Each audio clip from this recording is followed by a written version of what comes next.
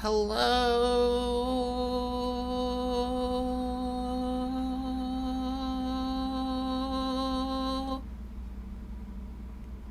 Hi. Hello. Can you? Make sure you can actually be heard. Can y'all hear him? Hello. Can you hear me? Can you hear me? Who is here? Champa, Fuel Shy, NTD, AO Productions, Sydney, The Great Gatsby, 1997, Snowy Yoshi, Cheeseburger Cats, Rainadora, Abe, Public Piper. She's drinking hard cider. Yeah, this is hard cider, y'all. You got me.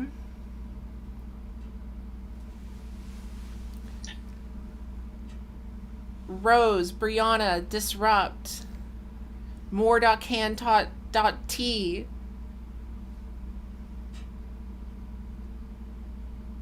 Oh my gosh, wait, I gotta put a link to this in the chat. Hold on.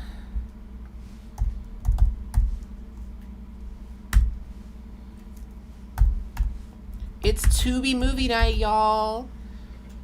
Thanks for joining. Hope y'all had a good Valentine's Day.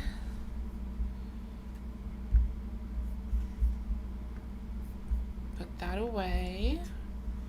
Bring the call back. Hello, Jonathan, she who speaks in verse. This is Max. Max edits shorts and things for me.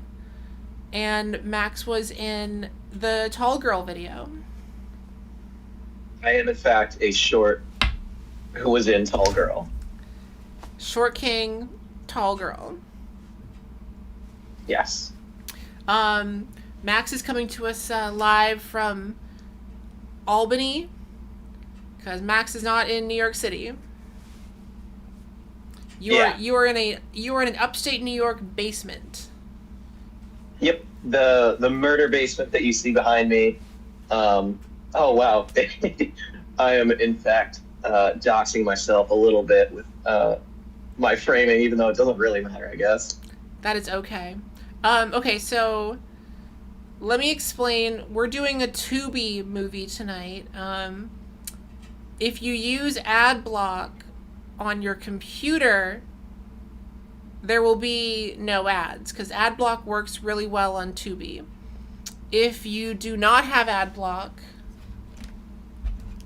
or if you are watching on a TV screen, you will have to, if you're watching on a TV screen, you will have to rent the movie for like $3 or whatever.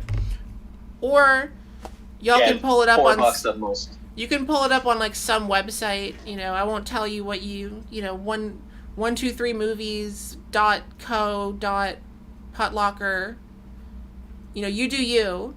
You know how it goes. Unless you're new here. Download it on LimeWire or your uTorrent. So, hi Garland. You were taking a logic textbook, and for no reason they reference Pat from it. That's cursed. That is cursed. We are gonna watch Happy Gilmore. I have not seen this since I was like 10 years old, so I basically haven't seen it before.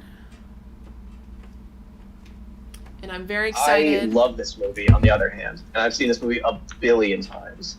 I definitely watched it. I remember my dad, when I was in like 4th grade, he brought home it was a DVD 2-pack of Happy Gilmore and Billy Madison. And we watched them more than once, I think. Because you know how it was, in the 2000s. Whatever DVDs your dad owned, those are the DVDs you owned. You didn't watch it just once. If you're going to buy a DVD, you're going to use it. We had a box TV that had a VCR connected to it, and it was probably 2 feet by 2 feet by 2 feet, and we would bring it on long drives with us, and we'd have a little thing that plugged into the cigarette lighter that has that you could like plug in a 3-prong plug. And so our car TV was literally a TV that we just shoved between the driver and passenger seat facing the back. So me and my brothers would watch this. And it was like this, any Godzilla movie, any Star Wars movie on VHS, we watched a billion times. And so I think even though it's been probably well over a decade since I've seen this movie, it might just be kind of like ingrained in my memory forever, I think. Well, this and Billy Madison I haven't seen since I was... So maybe one day I also force us to watch Billy Madison, because Happy Madison Productions was named after, you know, those two movies. Also, you might see in the background, the TV is someone in the same room as me is playing Oblivion. I have a friend who is addicted to Oblivion, but she refuses to have video games in her own house, so she comes over to my house to play Oblivion on my TV.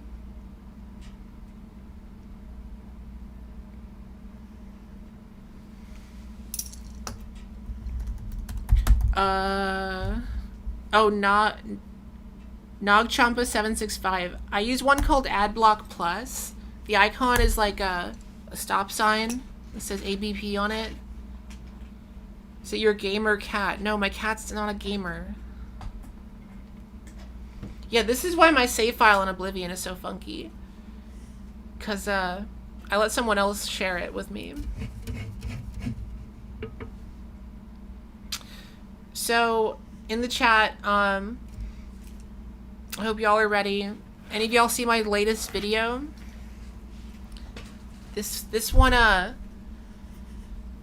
I know some people have questions about one person in particular who was in that video. And I will answer any questions you might have about this person. Or you can just not ask me any questions. If you haven't seen it, I'm excited. It's pretty unhinged. It's a really unhinged video. I will admit that I did miss the most recent video. If you were unaware, there are some people in the comments who were complaining about how unhinged one person in particular was in this recording. And if y'all go back and watch the video later, I want you to know that you're not going nuts. I did have to go and delete a few lines because people complained so much, and I'm like, yeah, valid. But if you want to see the full version uncut, it is going to stay on Patreon. Good plug. We're going to watch another... Does Rob Schneider have a cameo in Happy Gilmore?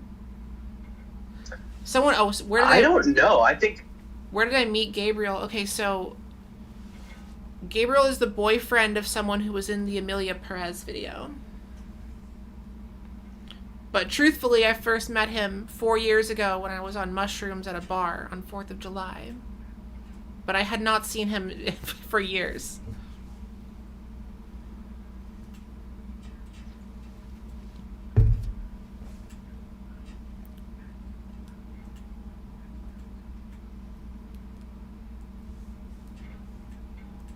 Anyway, just wanted to mention that next video is going to be autistic people watching Young Sheldon, so much less unhinged, much more pure and wholesome. Dang, I'm shocked that Sia didn't make a sequel to her movie. I know, right? No music too. No Tuzik. Rob is not in Happy Gilmore. Okay. Good to know. I gotta pull up this movie on my own screen.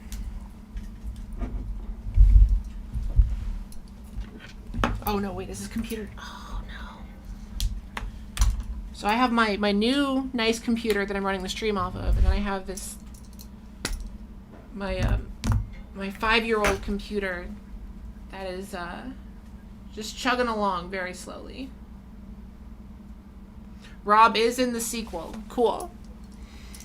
I do want to Oh, I watch. still haven't gotten to the sequel. I do want to watch Happy Gilmore 2. Because Yeah, too happy to Gilmore. it took so long. And everybody who's seen it is like, it's not like a good movie, but it's a good time. Like, I'm hearing a lot of people who enjoy the original. It's like, yeah, it's nothing amazing, but it's like a fun. Did anybody watch movie. Did anybody watch Good Burger 2? I don't know anybody who watched Good Burger 2. If y'all know, I forgot that existed. They made a Good Burger 2. I watched it with my brother. It exists. I don't remember a single thing that happened in Good Burger 2 except that at one point Mark Cuban shows up, Kai Cenat shows up, Carmen Electra shows up, Young Gravy. That's right, Young Gravy. What? Those are just a bunch of random cameos in Good Burger 2. Young Gravy, Andy Samberg, Zoe Saldana, Maya Rudolph, Bowen Yang, Chrissy Teigen. Oh my god. DMC, Shaun White. I have heard the Happy Gilmore sequel is similar, just in the sense that it's just cameos. It's just cameos you wouldn't expect. Of course. Yeah, my review for Good Burger 2 was once in a lifetime cast. No way they will ever get Mark Cuban and Young Gravy in the same movie ever again.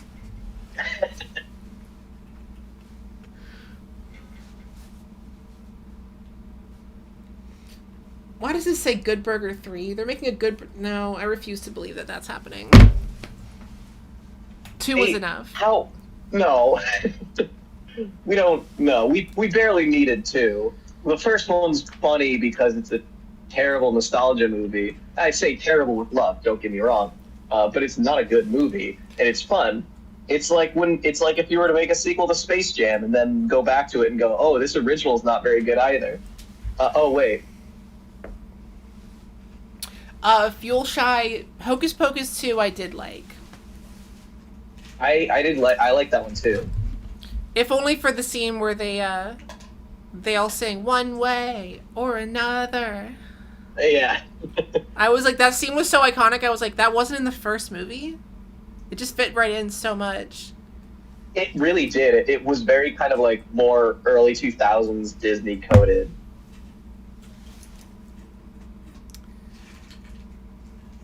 Young Gravy. You haven't heard of Young Gravy? You got to educate yourself on Young Gravy. He's a person that exists, and I don't know anything about him except that... No, wait, didn't Young Gravy, like... What was the deal with Young Gravy? Young Gravy, like, dated... It was, like, someone's famous... Was it the D'Amelios? Was it Charlie D'Amelio? Young Gravy dated, like... I also don't know this person. Young Gravy dated, like, Charlie D'Amelio's mom or something. That was like a whiplash twist that I did not expect. Wait, I gotta... If I could take a date a famous person's mom, that would be hilarious. Young Gravy...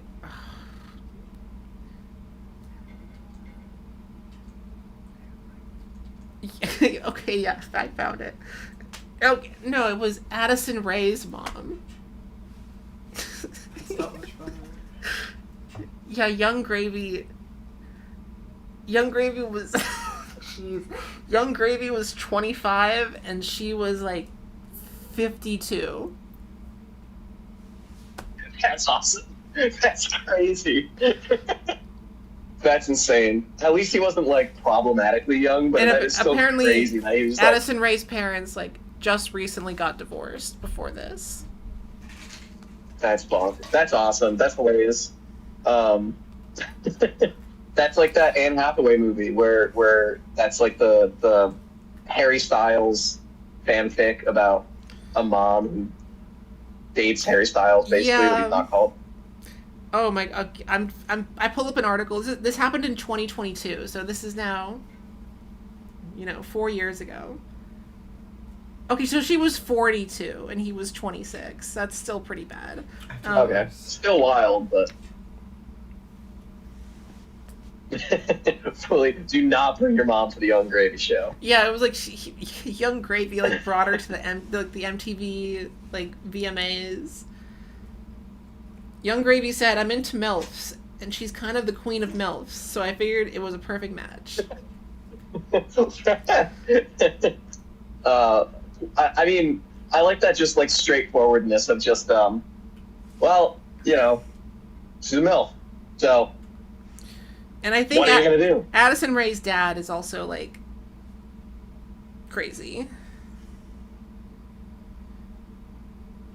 Yeah, Addison Rae's dad, ironically, is dating like 80-year-olds, so it goes all over the place.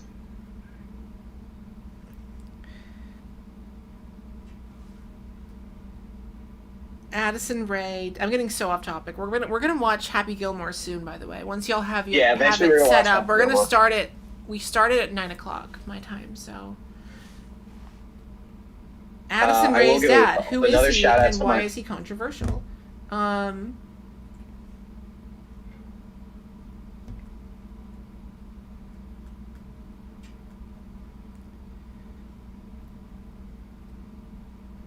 All right, I can't follow this at all. I don't care anymore. Small shout out to my brother and his wife, by the way, who are watching right now. Shout out. Oh, I figured it out. Addison Rae's controversial dad marries girlfriend 2 weeks after they met. That's not. Yeah. Poor Addison Rae. Yeah, her parents are not.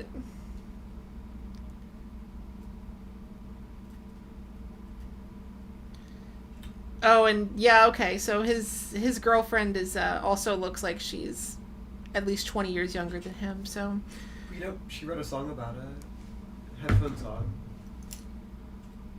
Wait, who did? Addison Rae. Addison Rae. There's so much lore that I missed. There's so much lore, TikTok lore that I missed because I'm too busy watching movies from the 60s. You know she wrote like an amazing album, right? It was about her dad? No, but it was about a bunch of stuff, but I definitely heard it. You know, she almost won a Grammy. It's been so long. No, like I'm not even kidding. She was. I know, like it was in like 2023, wasn't it? No, it was this year or last year. See, I don't know shit. I'm. No, it was like the best album of the year. I loved it. All right, I gotta listen to that. I want to listen to Addison Rae's album. No, just listen to Headphones. It's just her going, "Stop dating my parents" for a whole album. No, y'all check out Headphones On like right now, before the movie. Go back to Oblivion. I can't play it on stream. It's copyrighted. I will listen to it though. Anyway, we're gonna. Is my computer like charged yet? Also, what are you eating? Me? Sorry. Just soup. Chicken soup with a bunch of veggies and shit. Nice. That basement looks so cold. Why are you not wearing a sweater? It's sweaters. I got two. I have not one but two space heaters on. This is hoodie season. And I opened up some of the vents, so I'm getting some of the heat from upstairs. But yeah, I am kind of in a murder basement. A nice Albany murder basement. There's been some serial killers from Albany, right? I feel like. Oh, I'm sure. I've never had less than 2 mannequins in my bedroom. Okay, but you do fashion stuff. Okay, that is true. I mean, they're also just dress for us. Also, nobody commented on my Raspberry. I pulled this out to drink on camera casually, and no one even noticed. Has anyone tried this?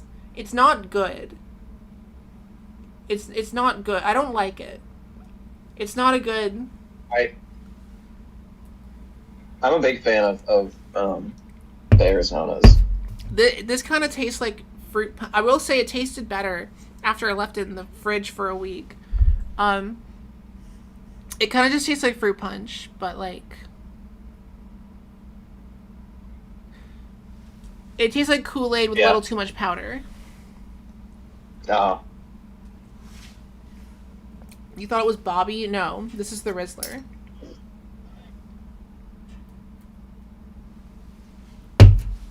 Kim gave that to me when we went to the DreamWorks water park.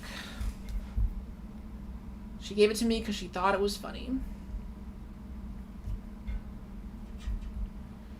All right, I'm gonna pull up. Oh, jeez. Okay, I gotta get my computer like wake up.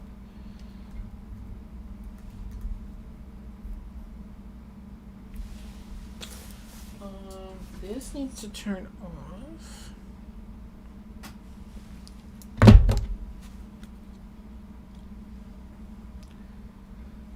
Well, thank you, Great Gatsby.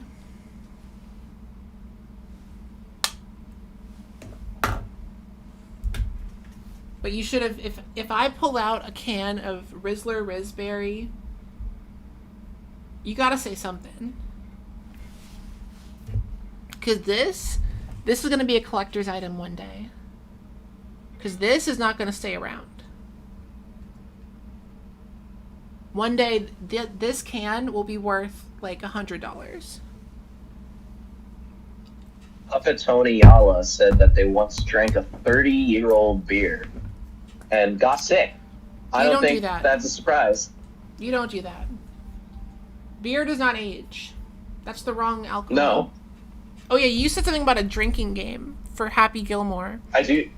Yeah, I do have. It's a bunch of rules of stuff that happen a lot. So it's a sip. It's to take a small sip and you'll still be pretty good for the day, for the movie. But yeah, I mean, we wait until we start it, or I could just rip it off now. But it's yeah. Well, explain. We have like 10 minutes. Explain. I'm gonna go grab myself a snack. You explain to the chat what it is. Hello, chat. The drinking game that I have for Happy Gilmore is this? I mean, there's no Rob Schneider, as we know, but one of them was going to be any Adam Sandler regular's first appearance. You take a drink. Anytime he does at the beginning. I don't think there's any immunity in this one, but if anybody does. And then, yeah, I think that's about it. I mean, there's going to be iconic lines where I'll be like, that was a great moment. And if the chat unanimously agrees that a really good scene deserves a drink.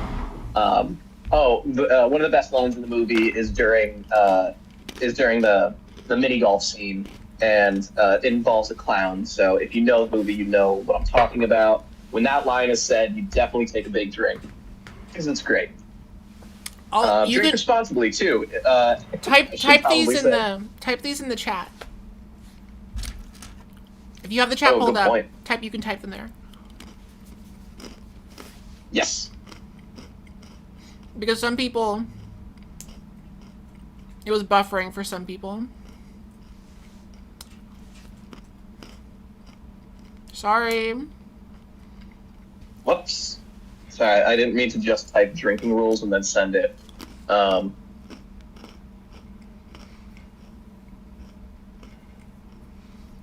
gonna get a drink. I had a cider earlier today, but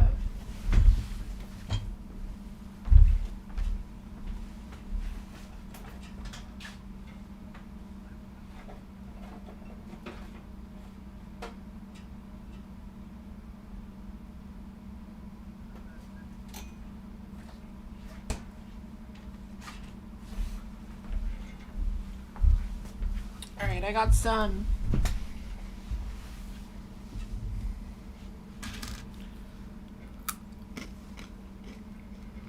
Okay, when you say it's buffering, is it showing like a spinny icon, or is it buffering because Max is freezing?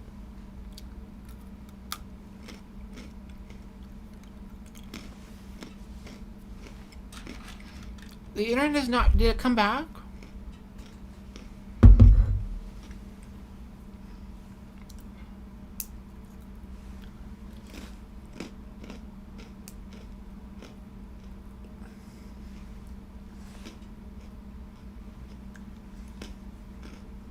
Alright, let me see if I can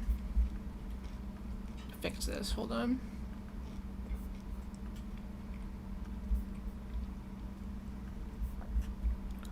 I'm lowering my video quality. And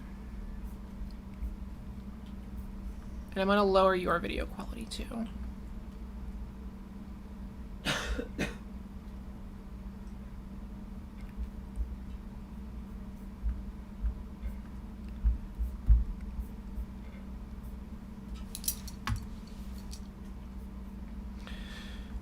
Do I have any apps that I can close? I'm just gonna make sure all of my apps are closed.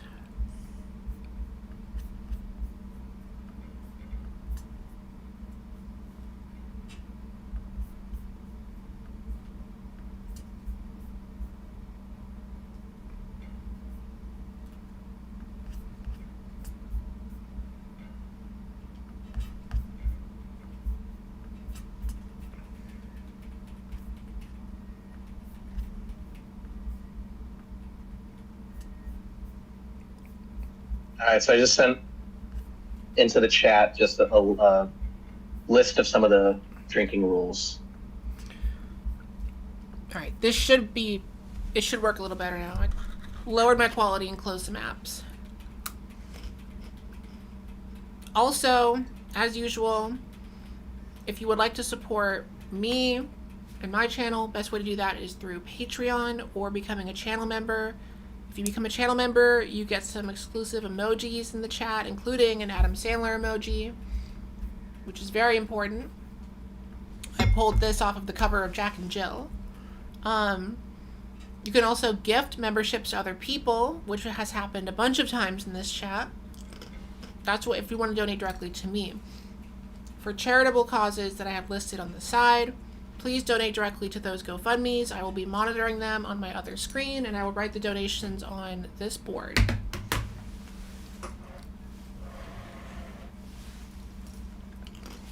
And we are going to get this started. Everyone pull up the movie. I found, I don't know who left this in my house. It's a apple mango soju. Apple mango Korean soju.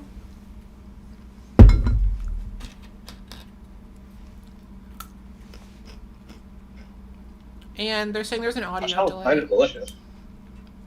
Is there an audio delay?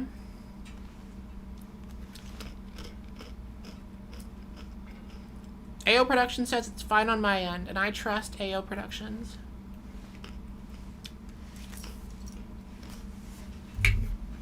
I'm putting my raspberry to the side.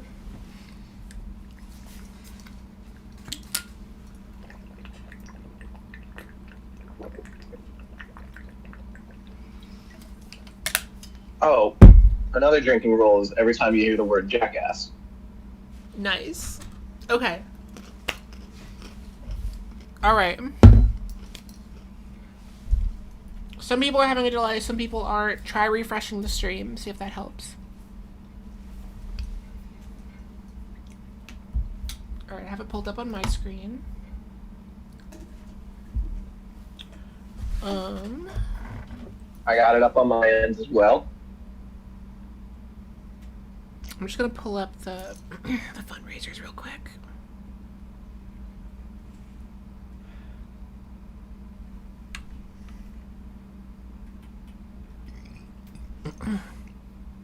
There are 59 of you. That's like a whole movie theater worth of people to watch Happy Gilmore. This movie's 30 years old now. Absolutely. Oh my god, I gotta see the exact date this released because I just turned 30.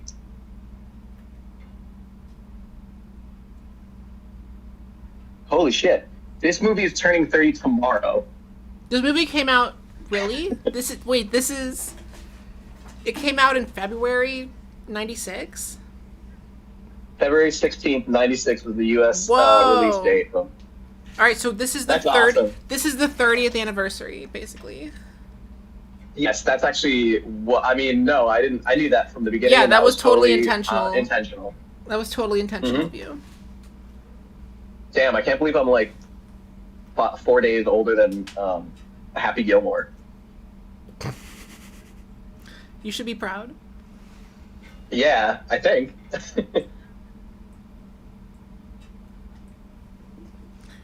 You said there's someone. February's a good month. Shout out to February birthdays. Someone in the chat who donated already. Let me see if I can find.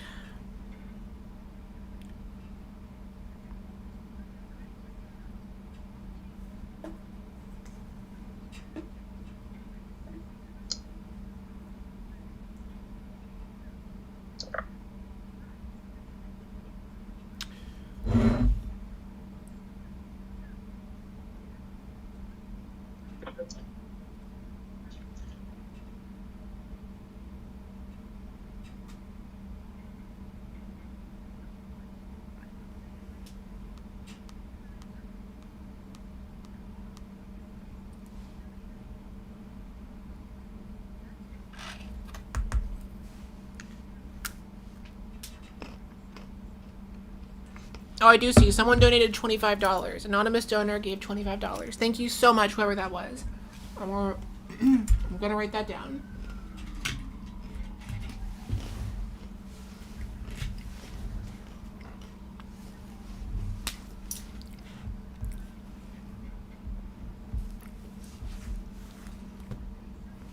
Oh, and take a drink every time there's a really poorly dated joke.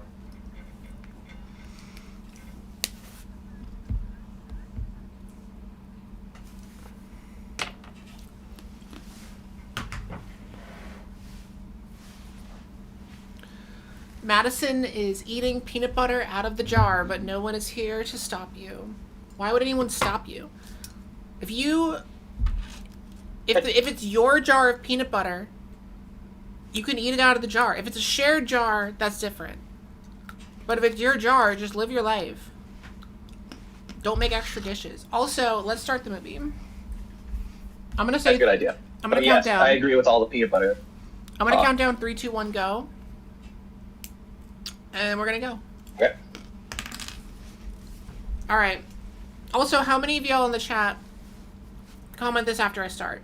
But let me know if you have or have not seen this before and how long it's been. Okay. I'm gonna count down. Okay.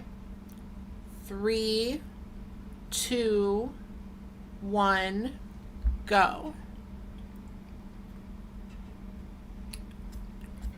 I feel like such a... It's been I got like 3 screens in so front of long. me.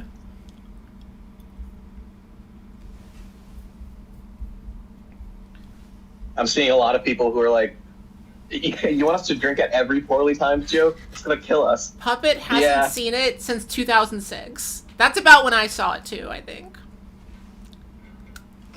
Last time I watched this was in the lounge at my in my college dorm, and I also hadn't seen it in so long, but I somehow knew every word. That So you're gonna sounds get. about right. It really is just like stitched into the back of my brain. Disrupt has seen this movie more Wow. times than you should admit.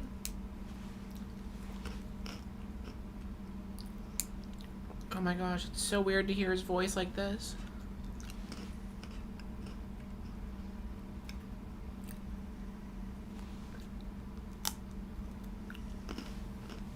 Also, this song Tuesday's Gone, I genuinely didn't know was a song, like growing up, didn't know it was a song outside of this movie. I just thought it was the music for the movie. And then I heard it on the radio once, and I was like, oh my god, that's a Happy Gilmore song. And they're like, no, that's a Leonard Skinner song.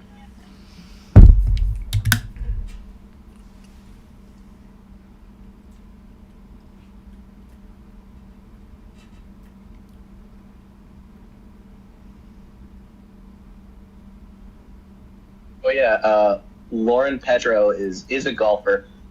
How if you're a golfer or a hockey player, you gotta sound off in the chat. And Yeah, Lauren says, yeah, I'm a golfer, so you've seen it quite a few times. She Who Speaks in Verse has only seen Big Daddy and Click. You haven't seen Uncut Gems?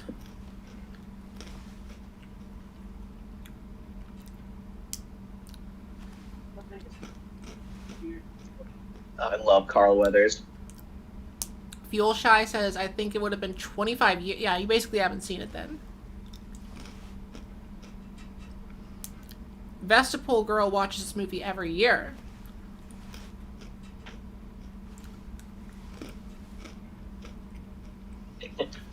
Abe, have you seen this movie?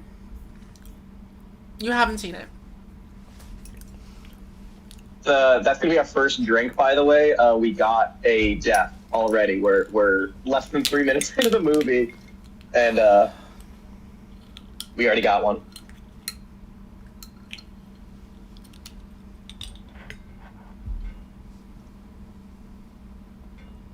I forgot about all the Kiss references too.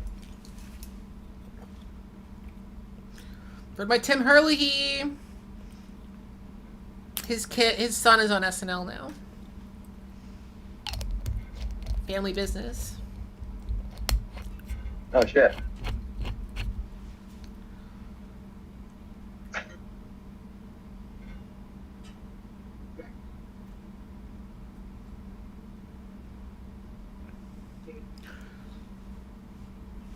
Yeah, Darius, we are. I mean, you can do whatever you want, but I got a mango soju responsibly. here. We're drinking responsibly. I forgot that he's a hockey player at first. Again, Yeah. I haven't seen this. I saw it like a few times in like 5th grade when we had it on DVD.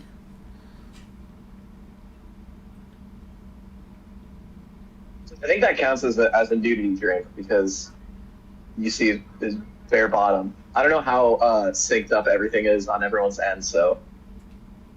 But spoiler, we just saw Adam Sandler's cheeks, master cheeks.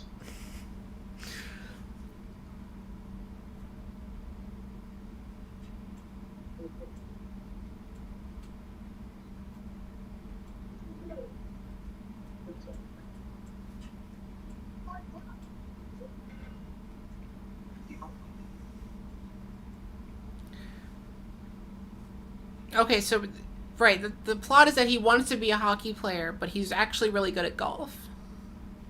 Yeah, and he's really good at hockey. It's like when Michael Jordan tried to become a baseball player. Yeah.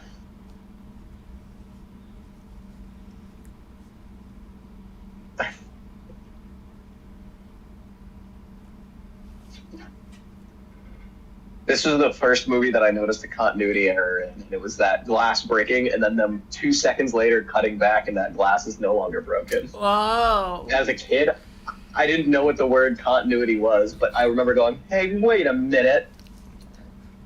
I believe they called it a goof back then. Oh, yeah, moviegoofs.com. That's where I found out about the stormtrooper hitting his head in Star Wars.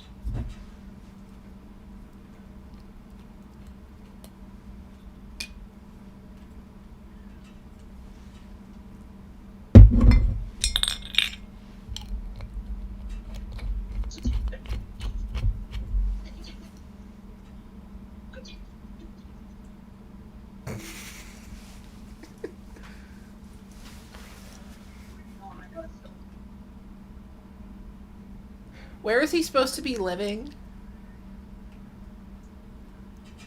That's a great question. Where is this?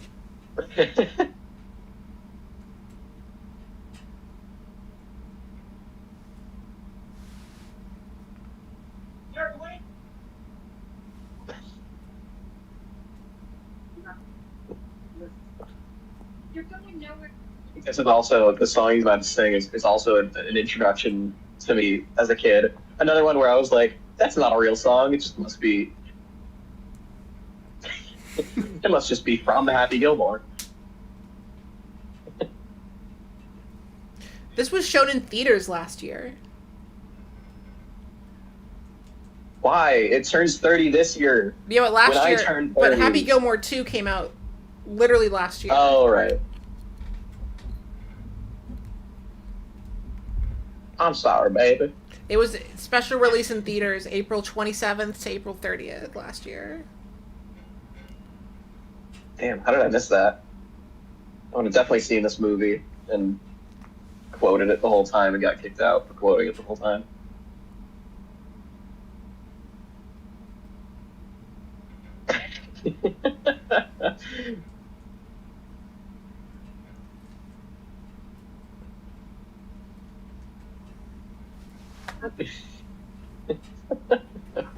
Where was this? This movie is gonna make me.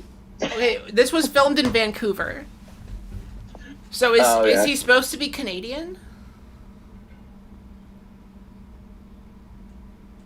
I think maybe he's supposed to be Canadian. Liking hockey is a very Canadian thing. That's true. Grandma didn't pay her I taxes. feel like they gotta say at some point. Wait, all right. So we get a bunch more hockey. I'm trying to find like.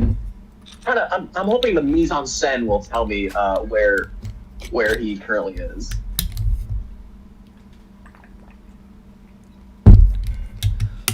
I mean, Abe, this movie is considered one of the best Adam Sandler movies. Like, this one is a classic for a reason. I think it will. So I wonder if this one will be like, because I think this one.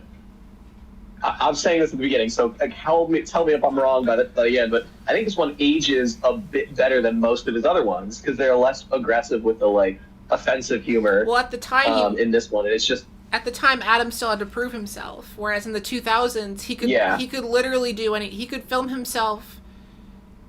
He could film a movie about like where Andy Samberg plays a baby that he had when he was, a comedy about statutory rape, and they let him do it. But back in the 90s, he still had to prove himself. It was when they gave him unlimited, when he still had limits, he was great. But when they said you can do whatever you want, and he goes and makes "Don't Mess with the Zohan."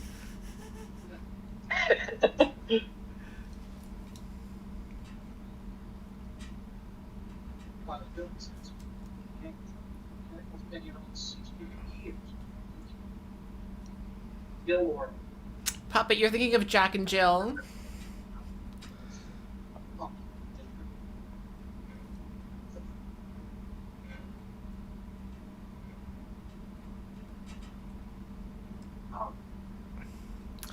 Don't Mess with the Zohan is unhinged. I want to do a video on it eventually, but it's like it's so racist.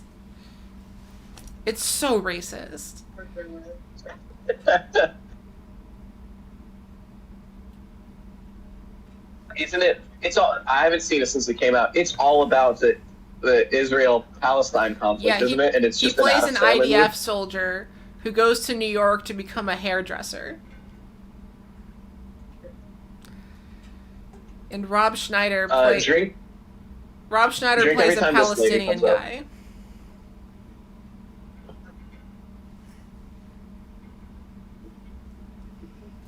Ben Stiller's mustache is fantastic. Oh my god, I know.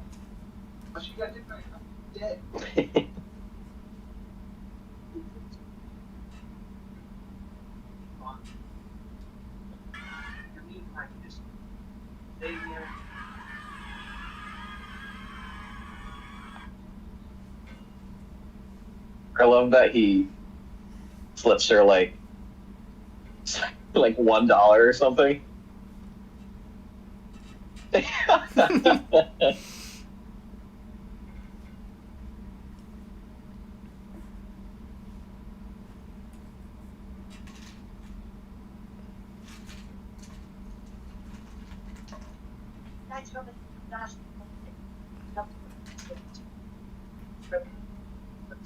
You suck. Right.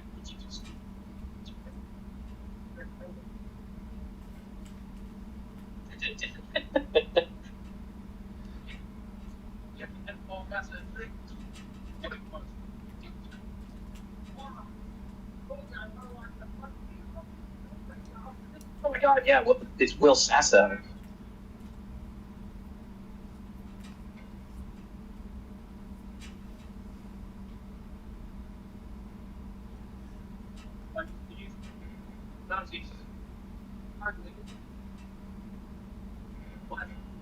Garland, we should be ashamed.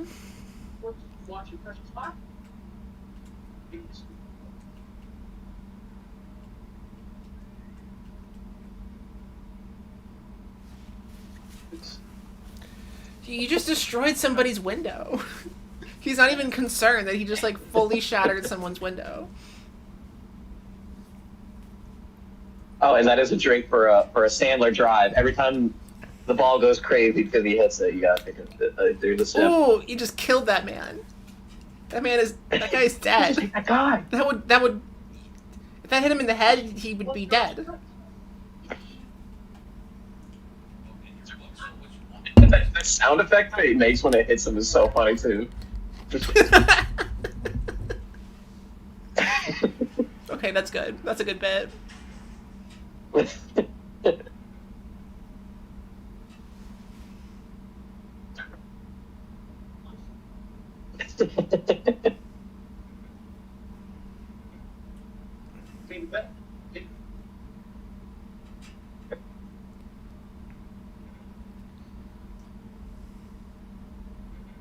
Okay, but it's not enough to...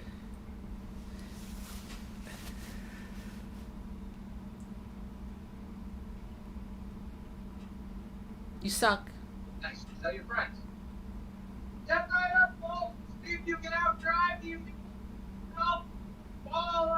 whacker guy. Carl Weathers. The late great. Oh, okay, gotta go again. It's that sound effect. They'd make that like spacey sound effect, like he's launching the ball on the moon.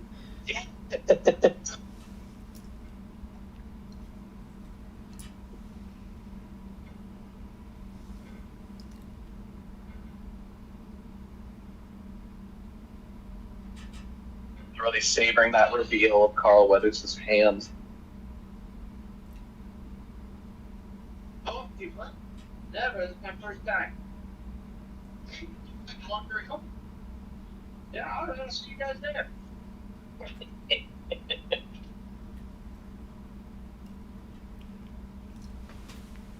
Reminder, if you would like to donate and be charitable, there are 2 GoFundMes on the side of the screen. And if you want to donate to me, become a channel member and get an Adam Sandler emoji. And I'm going to drop a whole bunch of them right now. Don't worry about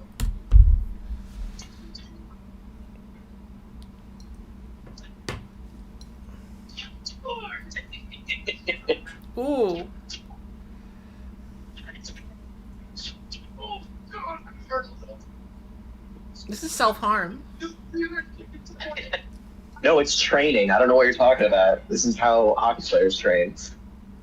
They go to batting cage and just get hit.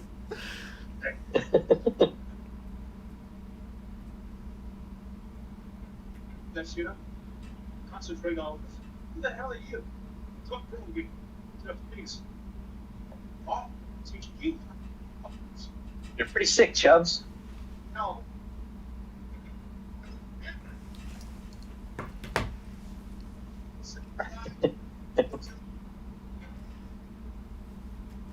Oh, I remember this bit.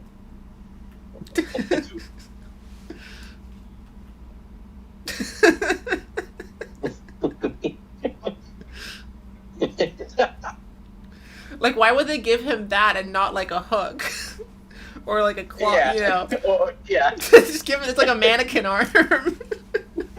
It's like it looks so hideous. You're pretty sick, Chubbs. Like they had like they the claw arm technology was invented in like the 1930s.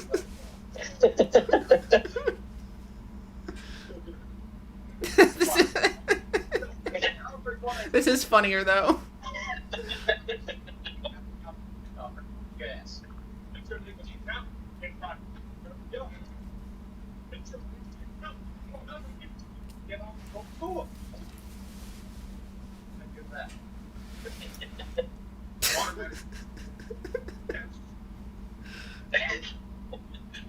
Yeah, I love this movie. I was a little worried that this wasn't gonna, but already I'm laughing enough. Oh jeez. Yeah, no, this is. It's not art. It's not an art house film, but it's good. This is a good comedy. Yeah. Yeah, sorry, people were expecting like The Lighthouse. No. We alternate in my channel between watching good and bad movies on Sundays, so.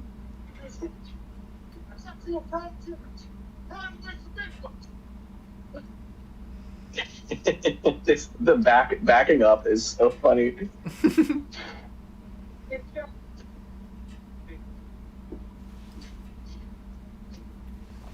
Hi, Jacob.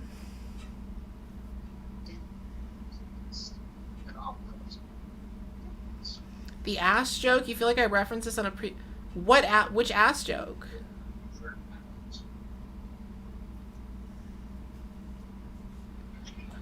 Alright, Abe, you're wrong. 8 Crazy Nights is kind of a masterpiece, so. And Click has its moments. I want Click to be remade as like a dramatic comedy, but like take it seriously and just get rid of the Adam Sandler shit. The serious moments in Click are actually good. It's when he's doing stuff like, yeah, you know, rewinding a fart that it's. Yeah. Or slowing down a woman who's jogging so you can look at her boobs. You're married to Kate Beckinsale in that movie? No, you don't have to use a magical remote for something like that. Oh my god, I forgot this is the girl from Modern Family. I thought that was Princess Diana. She actually looks exactly like Princess Diana in this scene. Shooter McGavin is one of my favorite movie antagonists, like, period. He's Shooter so McGavin? fun. That actor is so funny. That's a great name. Who is this actor? He's such a good prick. And he has so many good lines in this movie. Christopher McDonald.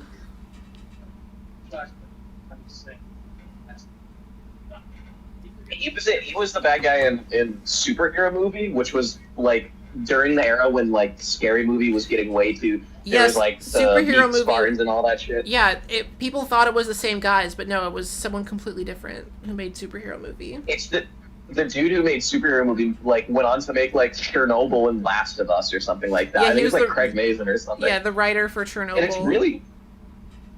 it's really surprisingly, it holds up better than the other ones.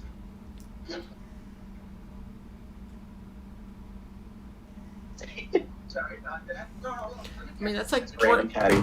Jordan Peele started, with sketch comedy. So, Oh yeah.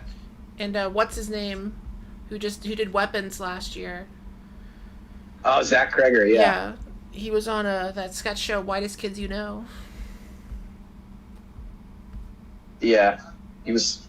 It is good that, or it is funny that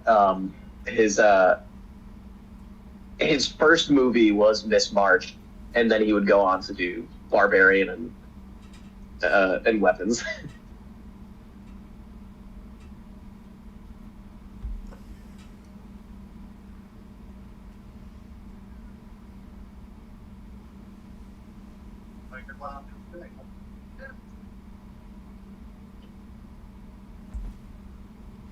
Abe said the golf courses make him nostalgic for Wii Sports.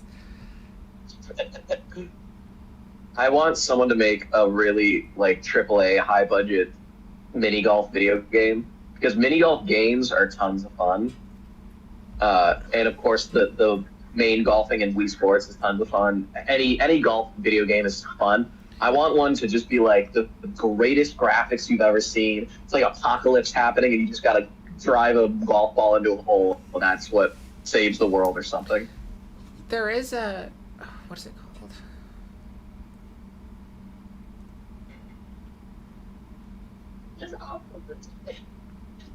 Drink for It's All in the Hips.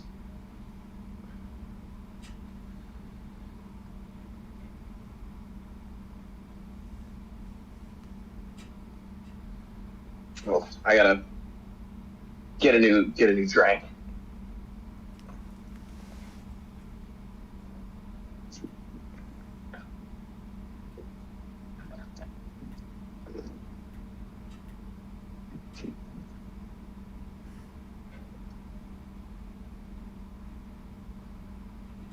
Oh.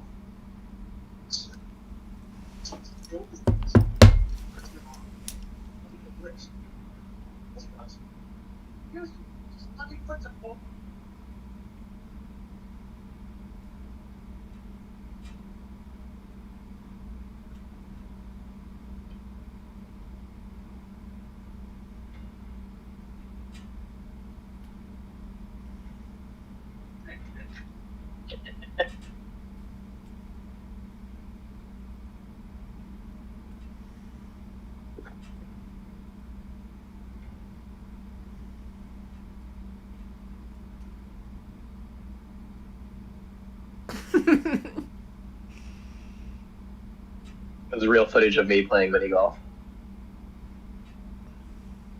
Good shot.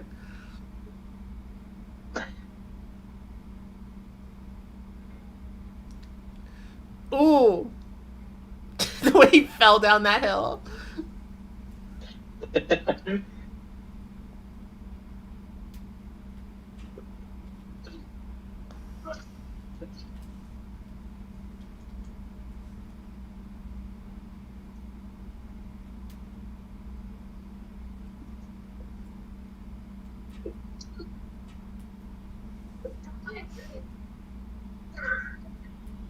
That was so immediate. Good play. You see this? Yeah.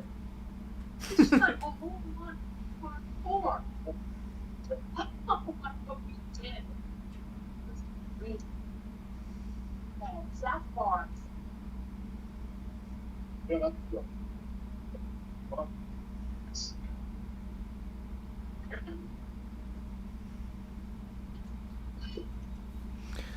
Puppets. The guys in my school's golf team would practice putting more than. I think that's like the big part of the movie is that he has to get good at putting. Oh yeah, he gets I'm not gonna spoil it for the diehard Gilmore heads. No, there's one. But, the one scene I remember is the putting, like learning to putt scene. Yeah, that's another good iconic lines in the scene. Totally. I was playing along with the drinking game. We got plenty to catch up on this. Yeah, let me just take a big old.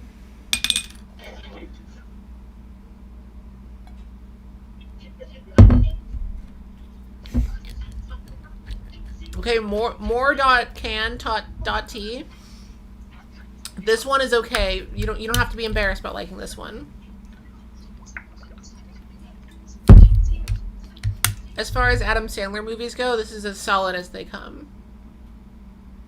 Yeah. This is definitely my favorite, just overall Adam Sandler movie. Exactly why I haven't seen it. I know people will be like, it's exactly why I haven't seen it. Or like Punch Drunk Love. But... Yeah. It's exactly why I haven't seen it since I was 10, because I was like, I want to watch the garbage. I want to see Jack and Jill. I want to see That's My Boy. I still haven't seen Jack and Jill or That's My Boy, and I'm kind of all right with just sticking that way. Jack and Jill is so goofy. That's My Boy is genuinely like, I cannot believe that he wrote this and they gave him $40 million to make it. It's like, even on paper, it's a horrible idea. I feel like it's like the Jurassic Park movies, where people will watch the new ones and go, I didn't like that very much, but it still makes so much money, they're going to keep doing them. So, and I think Adam Sandler was like, maybe I should stop. And I think he just did, because they kept making money. I don't think he ever needed to stop making those movies. Yeah. Path of Least Resistance. Was he in Grown Ups? Yeah. I saw the first one. That was one of the worst movies I've ever seen. You never saw the second one? No. Second one was even worse. Yeah, Grown Ups, I think, was the movie that made me really go, I think I'm done with Adam Sandler. Because I had watched a bunch of the ones leading up to that, and I was like, this isn't funny, this sucks. And then I saw Grown Ups, and I was like, this is awful. I think I'm just going to stop watching Adam Sandler movies. See, and then I didn't watch any of the ones that as came a after. kid, not as a kid, but like Grown Ups, when I did watch Grown Ups, it was my introduction to Steve Buscemi. And that's life-changing. Steve Buscemi in that movie is awesome. He's so good in that movie. My friend Izzy once described Steve Buscemi as looking like a burnt cigarette. In Grown Ups, And I think that's hilarious. If you've never just seen, in general. If you've never seen Grown Ups, in that movie, he does a zip line at a pool, and he breaks like he gets injured and breaks like a bunch of bones in his body. So for the rest of the movie, he's in this giant full body cast with his arms straight up in the air. He's just like hobbling around in a full body cast. I love that. Was another, like, I had only seen Steve Buscemi in these movies or these types of movies, and then like to find out that like he's been a serious like character actor for before this and after this. But watching Reservoir Dogs for the first time blew my mind. I should watch every Steve Buscemi movie. When they come back out to the wide, Carl Weathers is eating so much fruit in this shot. His whole plate is like a giant pile of fruit. Oh, asshole, look, just give me 6 months.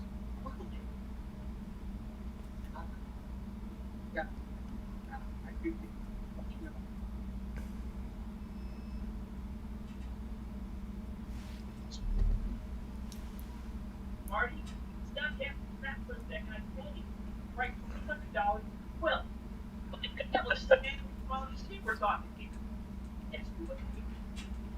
All right. Okay, listen up, everybody. Turn up your volume. Now, Fingers hurt. getting ours past time.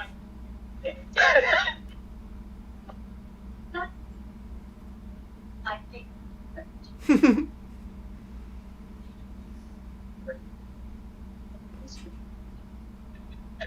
Any other singers hurt? I didn't think so.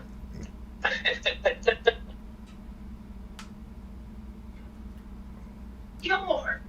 Going straight down to the right here.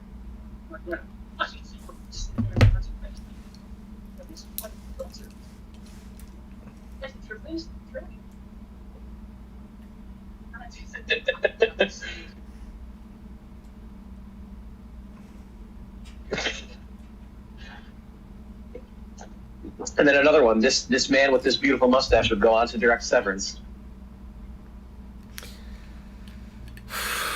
True. I forgot that Ben Stiller's been like a producer for like a bunch of not comedy stuff, so actually that doesn't surprise me. Yeah. Did he write Severance though? I thought he was just like a producer. He didn't write it. He directed, I think, most of the, if not all of the first season, and I think a bunch of season 2, but not all of it. I still haven't watched Severance, honestly. It's been on my list for a long time. I do too. That's like I'm behind on like every TV show ever, so I have this like endless list of shows that I need to I just watch catch up on. I watch old movies all the time. Is my problem. Yeah, I'm always watching movies. I'm not watching TV shows. Drink for this lady who's showing up again. I like only like 2 months ago. That's an old show, and I just haven't. Never just when you are done. Expect Morris reports that the standard David Hasselhoff. Ooh, that's fun. Yeah, it's both respect. It's ready now. Yeah. How from? I'm not all that stuff. Nothing. Listen. Yeah. Give you would you or not? Step. Biggest one. And we're good. That's good. It didn't go.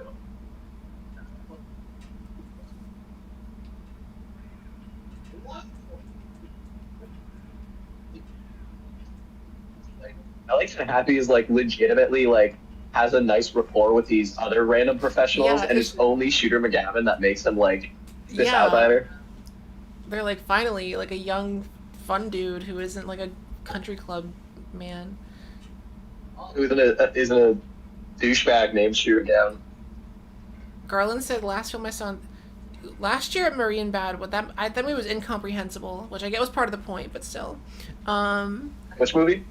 Last year at Marienbad, it's a French film that's just like it's really weird. It's an old French film. NTD, would you watch Tropic Thunder? Yeah. If Tropic Thunder was free somewhere, I would do that for a movie night. I haven't seen that movie in like 6 years. Tropic Thunder is unhinged. Tropic Thunder is fantastic.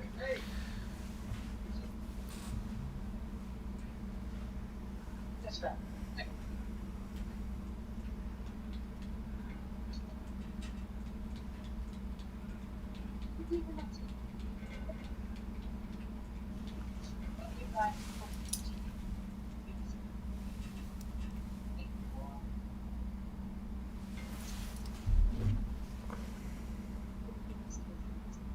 I also think Julie Bowen and Adam Sandler have legitimately good chemistry in this movie, rather than like the typical time where you just like will hire an attractive actress and she's just there.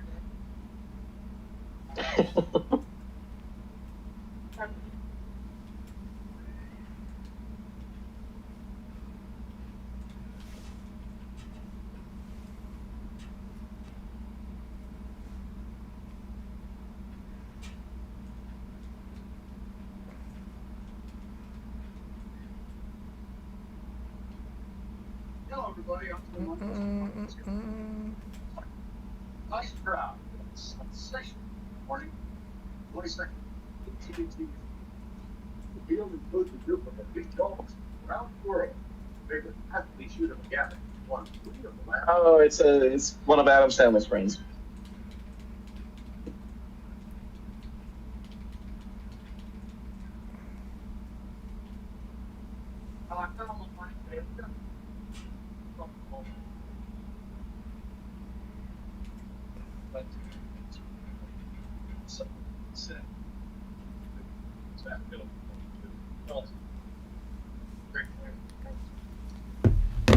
Jade Willow. Yes, I agree with what you were saying about not recognizing Julie Bowen in Modern Family.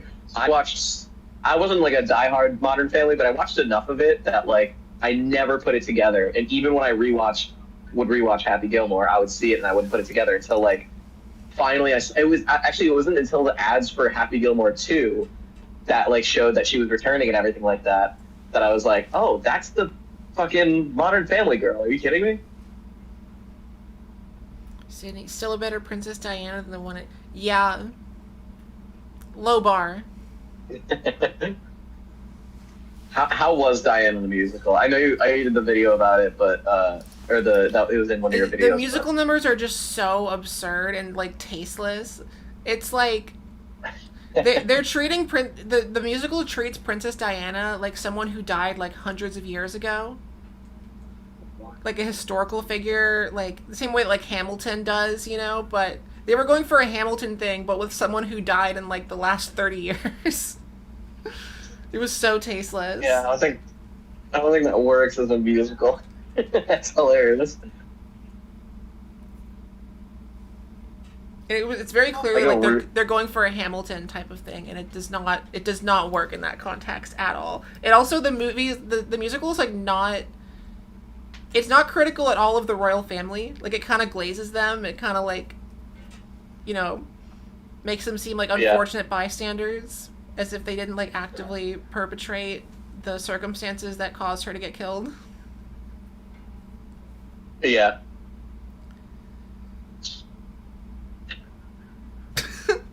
It's a Grizzly Adams had to be the guy.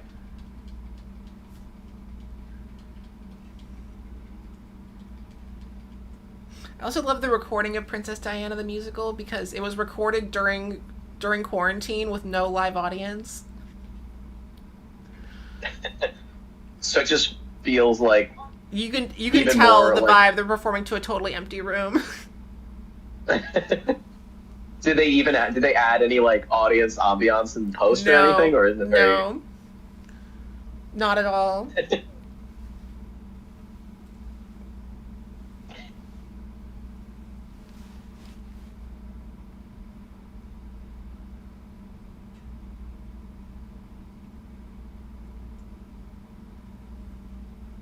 The caddy in these scenes is so funny. He looks like one of the Geico cavemen. He does. Remember when they made a show about that? They tried to make a sitcom about. Yeah, I watched a whole video essay about that.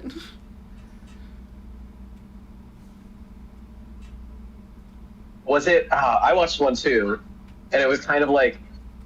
It was about how terrible it was, and also about how surprisingly good Ted Lasso is.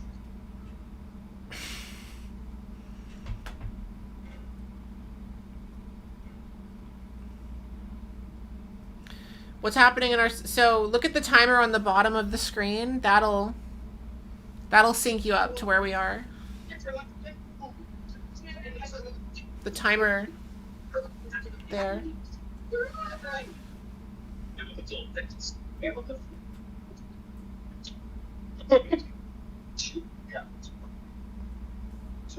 This crowd seems to.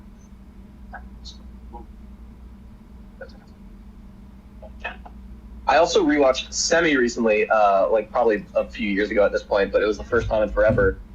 Grandma's Boy, and that was with the guy who played the caddy. I never watched that. That was another. I mean, I just know the poster because I would see it at Blockbuster and him holding the Xbox controller on the cover. That's all I remember. Yeah. It is very much a time capsule of of the like explosion that Xbox was at the time. It was very kind of like Halo 2, Halo 3 era. Is he shown in that movie And like it- playing like Halo and What's stuff? up? Is he shown in that movie like playing Xbox? Yeah, so he's he's a game designer in the movie Oh. who has to end up living with his grandma.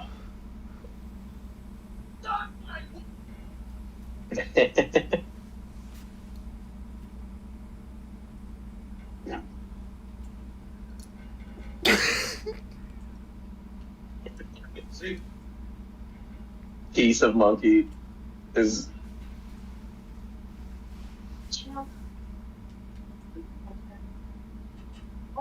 Oh, Great Gatsby, you donated a few. Okay, let me. It's on my phone screen, so I just have to like refresh it.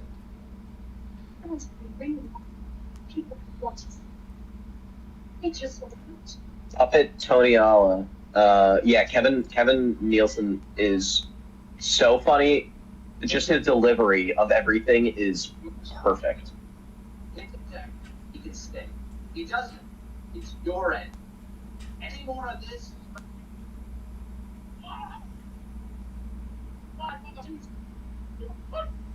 Oh yes, he's a game tester, not a game developer. But yeah, Grandma's Boy is great. I haven't seen it long enough to remember if it like ages terribly or anything like that. But I remember like, besides probably some of the problematic shit that comes up, it's mostly pretty fucking funny.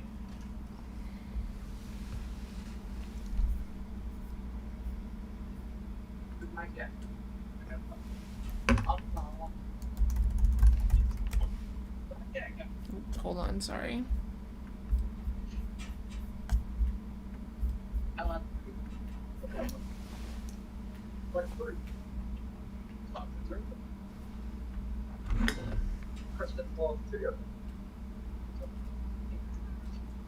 But you're very good looking. Shadow on the ground.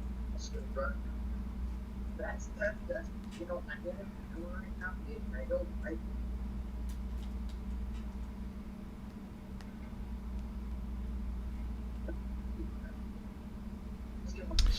The person Great Gatsby, you donated. Which fundraiser was it? The first one or the second one?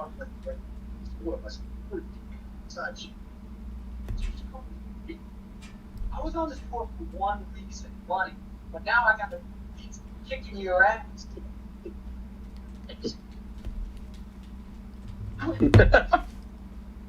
Golf course. Ooh.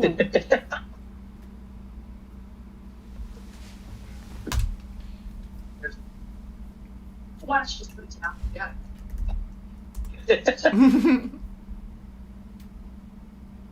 What I said. Just go eat some hay. You make things out of play, and pay by the day, and just pay. What do you say?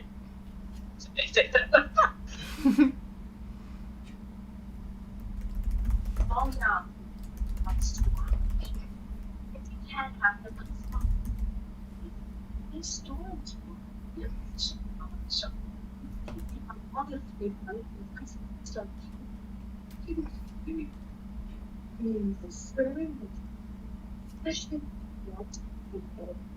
oh, good. You mean from fun? Like,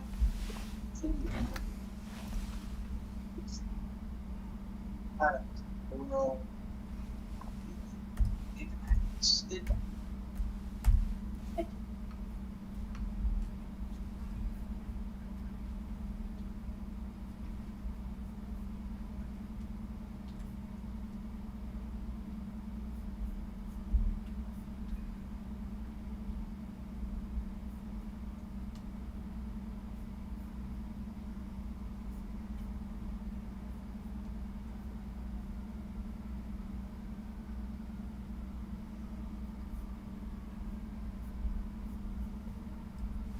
Okay, the donation is not showing up on my end. It might just take a second to update, but if you want to say in the chat, I can add it to the whiteboard. Also, thank you for your donation.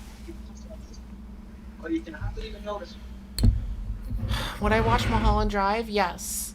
I love Mulholland Drive. I haven't seen it in like 6 years, 7 years. I've not seen Mulholland Drive, and I really want to. It is such a vibe. Especially if you're on a psychedelic.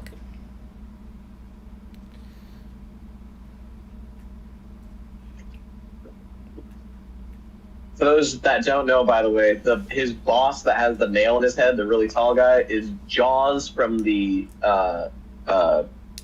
fucking James Bond franchise. I forgot what James Bond was for a second, but Jaws from the old school, from I think Moonraker and one or two other ones, and the video game GoldenEye, of course.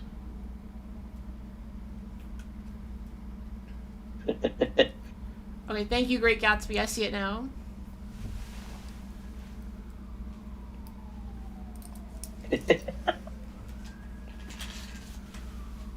Ooh.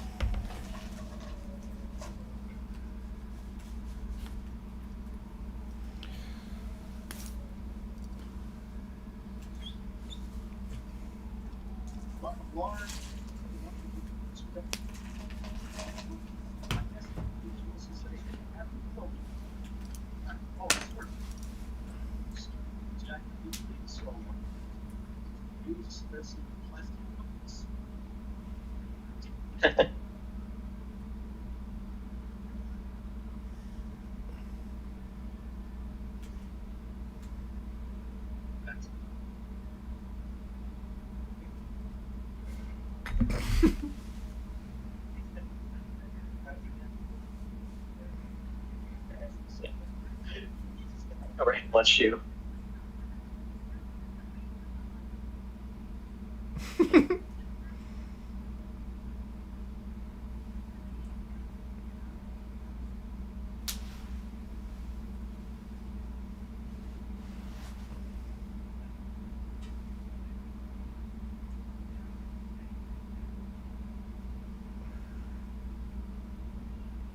Happy Gilmore isn't ageist, and I think that's wonderfully progressive of him. Bodega food?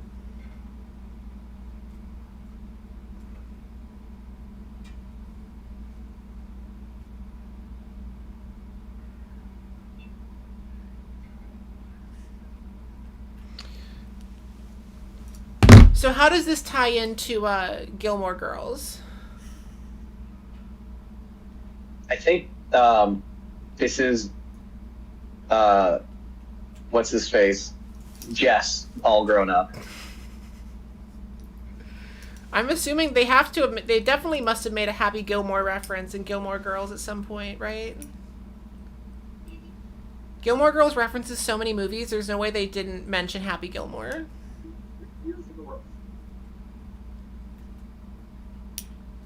They should. I mean, there should absolutely be a crossover. I'm gonna look it Maybe up. Happy is like Lorelai's long lost brother.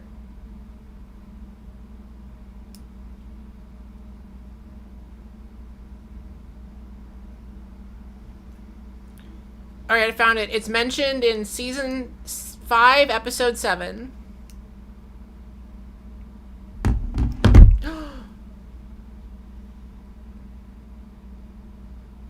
This has got to be, I'm assuming, it's an animatronic.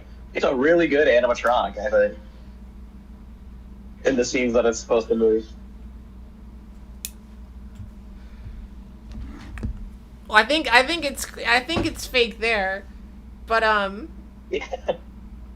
Wikipedia says that Happy Gilmore 2 is dedicated in memory of Morris the alligator. Oh, wow. Wait, that's so funny. It's dedicated to the alligator. It's dedicated to Morris the alligator. That's a good joke.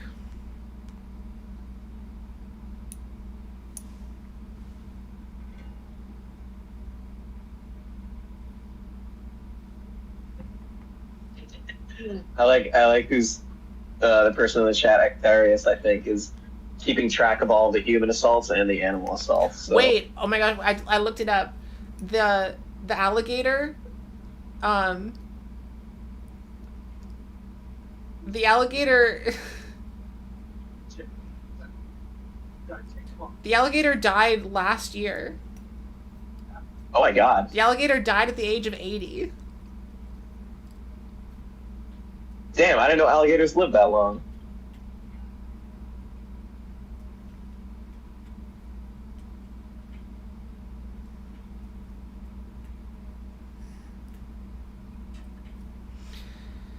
The alligator had been at a sanctuary in Colorado since his retirement in 2006. At least he got to enjoy 20 years of retirement. Yeah.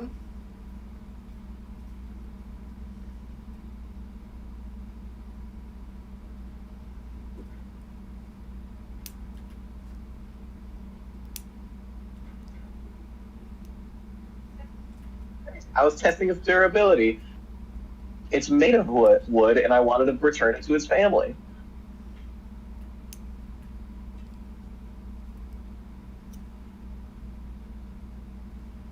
Morris the alligator was taxidermied so that he could continue to scare children for years to come.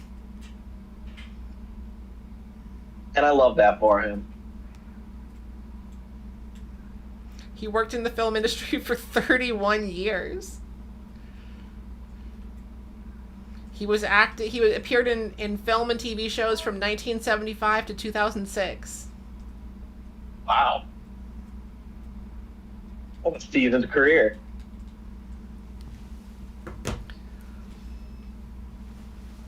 No, the alligator was not in the sequel, I guess.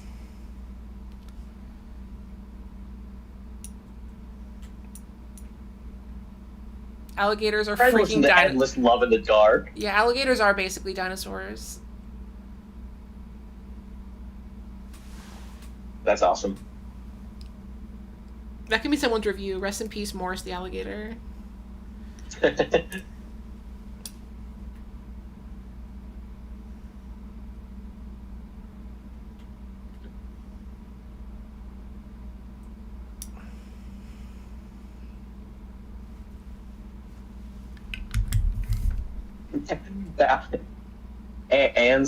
Anson The, I think, in the chat says alligator was a better actor than Rob Schneider. True.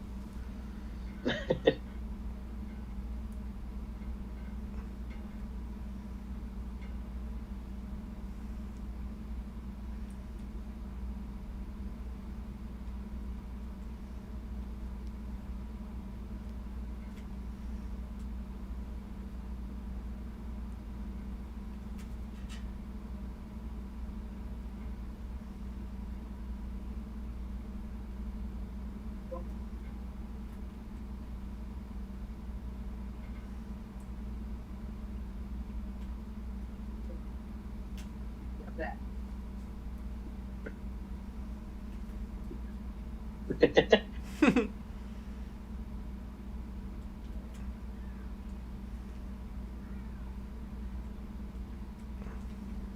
I had a computer teacher in high school he was a diehard Pink Floyd fan, similar to myself. And when he found out that I was a diehard Pink Floyd fan, we were like kind of just doing a random computer project. So it wasn't like we were like had to sit down. We were just like working, and he just pulled out of his bag a DVD of Pink Floyd live in Pompeii. And me and my buddy are like, "You just have that with you?" And he's exactly like Adam Sandler in that scene, with in total earnest and sincerity. He goes, "Yeah." And then he proceeded to put it on the big screen while we all just work. It was fucking awesome. Did Pink Floyd do Istanbul, not Constantinople? That's what comes to mind. No, that's who is Istanbul? They might be giants. Yeah, they might be giants. Oh wait, I was guessing, but I was right. To you. But they do music like that, right? Pink Floyd is more it leans more towards progressive rock and psychedelic rock. They were like late 70s, early 80s when they were like big, because Dark Side of the Moon came out in the mid 70s. From there, they just were like, it was banger album after banger album. But yeah, they're more prog rock than the kind of frenetic, they might be giants energy. prog rock like poppy rock? Like the Beatles? I don't know how to define prog rock. Describing prog rock is really, I didn't realize how difficult. Not closer to the Beatles than They Might Be Giants, but definitely a bit more psychedelic, kind of like low key rock, I guess is the best way to describe it. Where it's still rock and there's still like guitar solos and like, but it's really kind of chill energy. But you get a lot of that on Let's Make a Deal. It's The Price is Right happy. Oh yeah, shit! Drink for celebrity cameo. Oh yeah.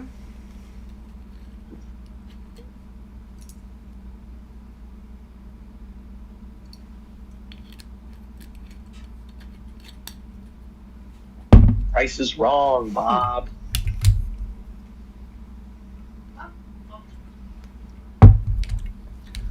NTD, I talked about that earlier, but I will talk about it more later after the movie's done. If you want me to, remind me, and I can tell you. Loving all the Pink Floyd support in the chat, by the way. Yeah, just another break in the wall. Some good expression. Oh, everybody following along, drink for Jackass.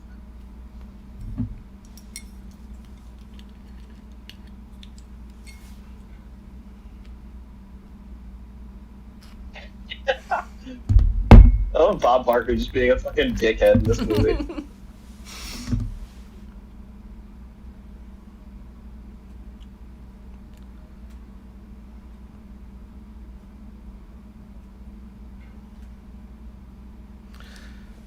I first learned who Bob Barker was from... So, in, like, the 2000s, Stephen Colbert wrote a book. It was called, like, I Am America. And it had, like... I don't know. It had, like, little things in it, like a fake word search, a fake maze, whatever. And there was one page in that book that had, like, a, you know, draw the line to connect, like, this to this. You know what I mean? Like... Well. Like, if... like... It was like a row of like pictures of dogs and then a row of like pictures of balls. And it was like, connect which dog belongs to which ball. Balls in like balls. Uh-huh. And it was like Black Lab, Doberman, Husky, Bob Barker, Golden Retriever. And like then they had the pictures of balls and like 4 of them were clearly dog balls, and one of them was clearly, like, a picture of a human scrotum. That's so good. Like, I didn't know who Bob Barker was, but I thought that joke was so funny. It's a good name for that joke. This, I'm sure it's not a surprise to anybody who's been following along. This was my introduction to Bob Barker. Rest in peace, Bob Barker. Yeah, damn. I think he is dead now, I think. But I think he was really old. Like, I think he lived to like 100.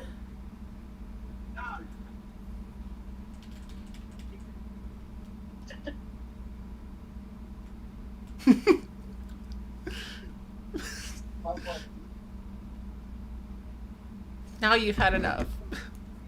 Bitch.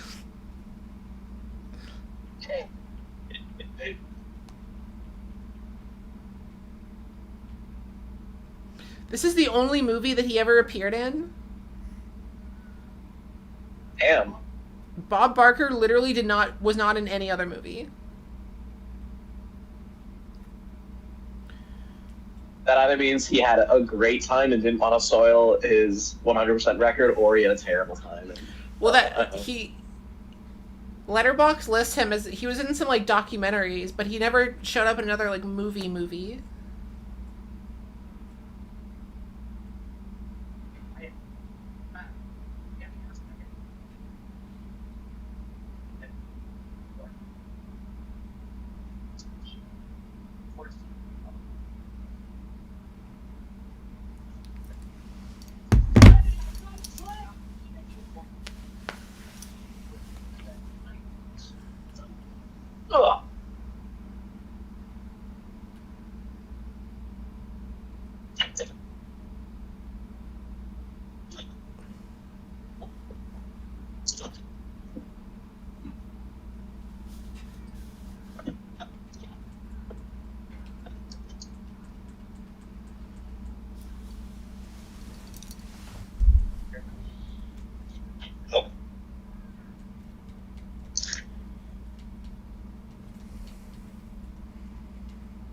This is the second time Subway has shown up in this movie. So that's product placement. And it just keeps going. Yeah, drink for Subway. There's a Subway near me in New York, and I'm like, why would I ever go to a Subway when I can go to any deli? Like, how does Subway even stay in business in New York? I think I can admit to going to Subway now that I'm no longer living in the city, but I did once just go. I was just craving I forgot. I think it was like a buffalo chicken sandwich or like the chicken sriracha sandwich or something. I was just craving that specific Subway type, and I got it, and it was at Barclays Center Subway, and I was like, I can tell nobody that I did this.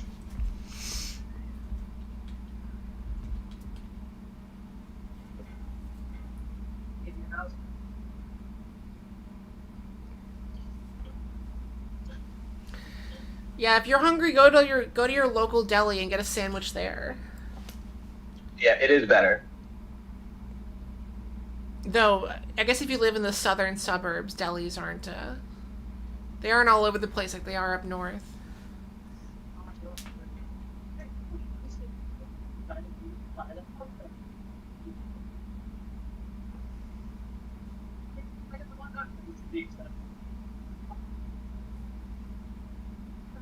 Ectheria, same way we have Buffalo Wild Wings in Buffalo.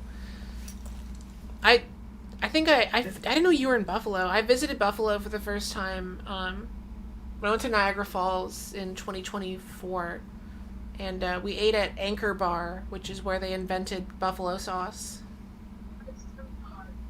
and it was really good.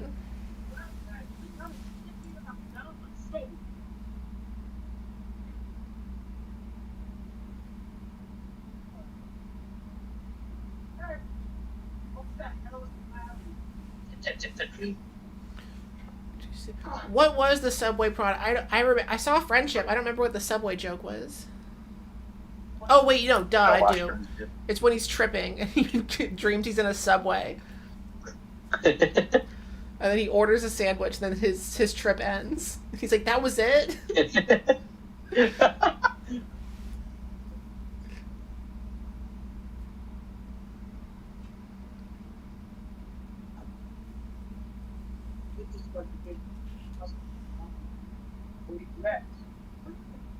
Shooter McGavin has one of my favorite line deliveries coming up.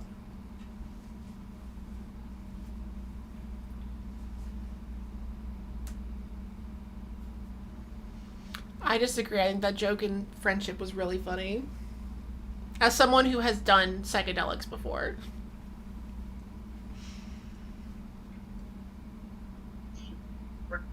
You eat pieces of shit for breakfast? No. Shit. His fucking delivery of no in that one scene is so funny. I don't know why it just gets me. I always forget that's a line from Happy Gilmore and not... Because I heard it the most in that Kanye West song. You eat pieces of shit for breakfast? It's... I'm not a Kanye fan, so I didn't know that was in one of his movies. It was in a... I'm not a Kanye West fan, but I've heard, especially his like older songs, I heard a lot of them. I think that line was in the Jesus one. I feel like he has a lot of songs that could be called he's the like, Jesus the one. Cops say, "We eat pieces of shit like you for breakfast. Huh? Y'all eat pieces of shit?"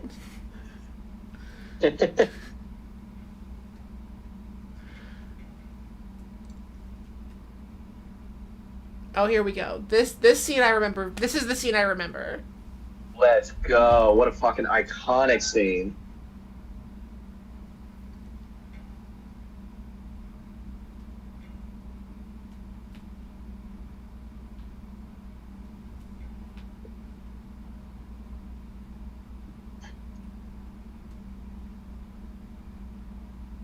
It is also a sick-looking mini golf course.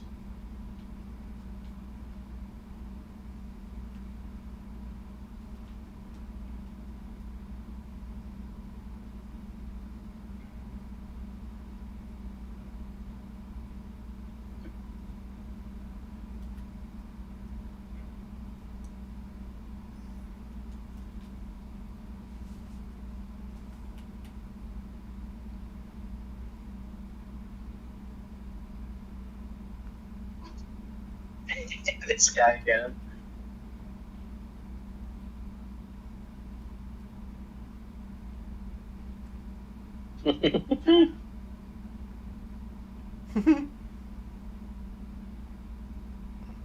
It's so good.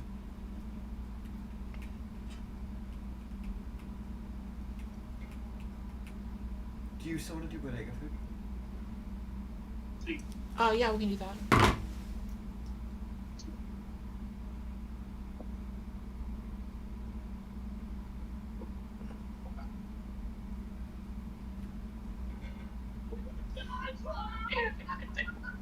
Drink or you're gonna die, clown. You're gonna die, clown. That's one of those, like, I can quote this. That one line, Yeah, I think I've quoted. That's like a traumatized child watching it.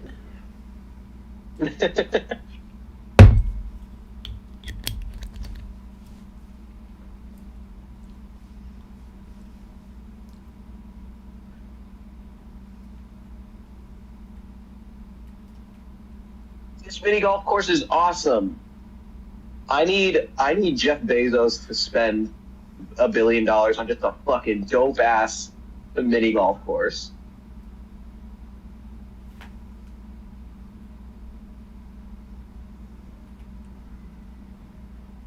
I want a mini golf course that makes me feel like I'm in Disneyland.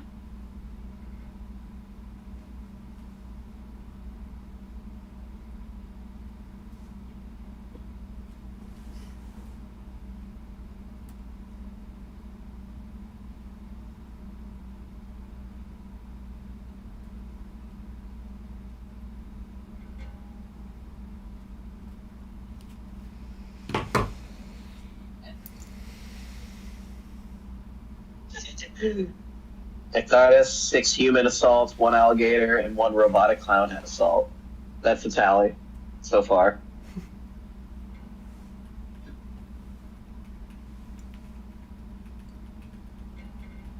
Yeah, any golfers in the chat, is this actually good putting advice? Because it kind of just looks like he didn't putt. He launched it a little bit.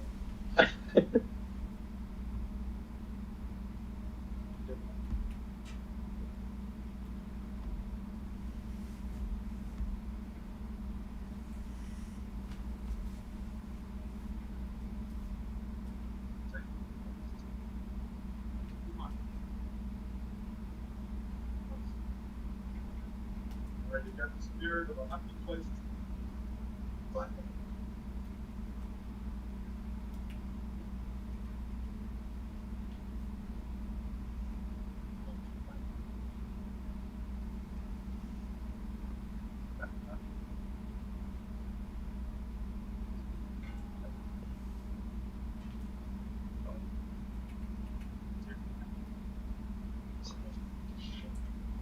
What's up, Morris?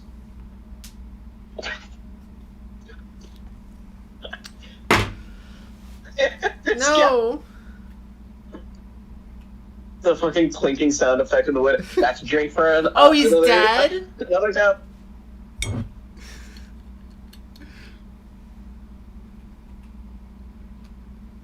I like how you showed up with the Subway t-shirt on. Yeah. He's always on the grind.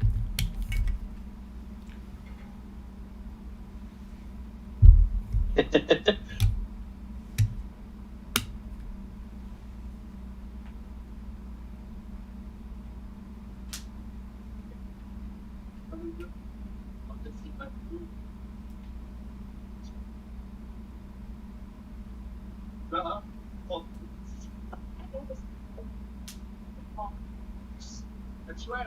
Beat your ass up. First man, he's got the beard. Grizzly Adams did have a beard.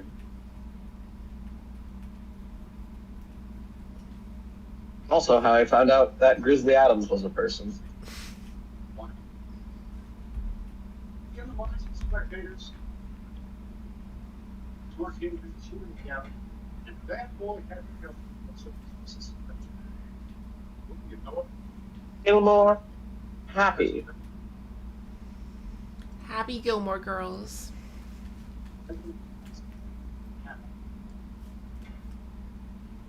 Happy Gilmore girls with the dragon tattoo.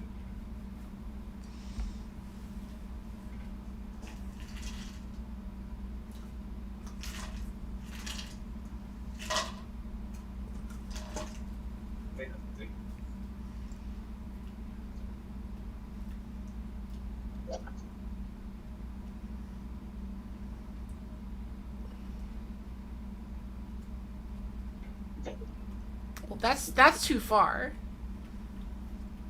Let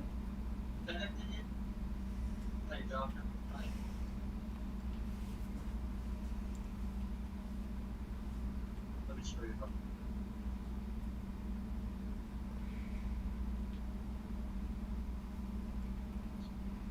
Yeah, they're trying to gloss over the fact that Happy is like directly responsible for his death. Like Happy basically killed that guy. Yeah, what was like explaining to the cops what happened. Wait, so I was showing my friend. Are you allowed to? You can't be allowed to golf with a hockey puck.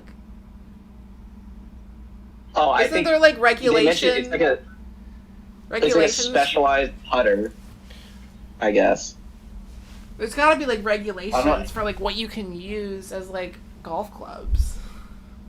But what do I know? There are. Yeah, golfers in the chat, tell us if we're right or wrong.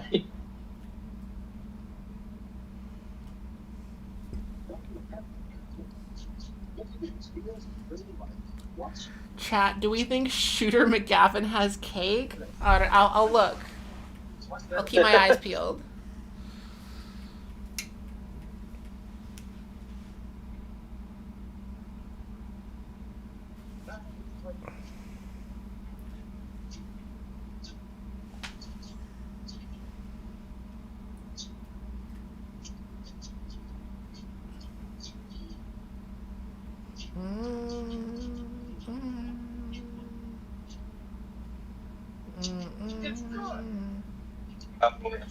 NTD in the chat. Actually, it's 2 human deaths if you count Happy's father in the opening credits.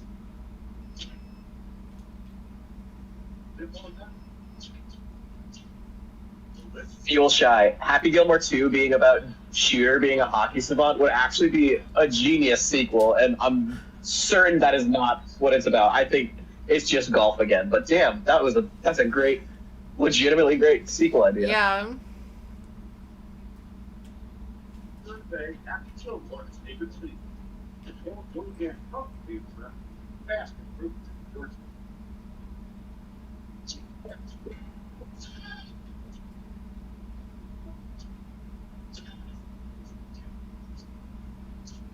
Hey.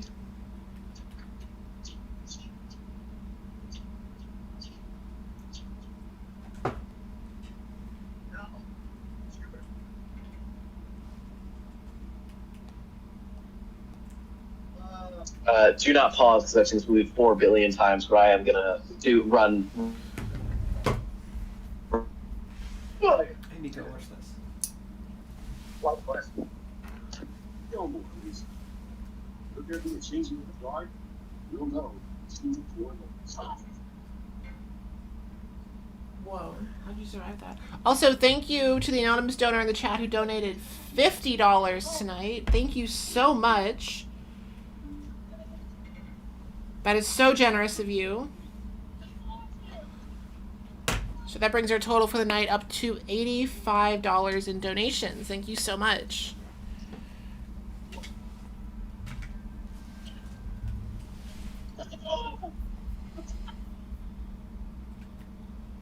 Oh, Happy's dead.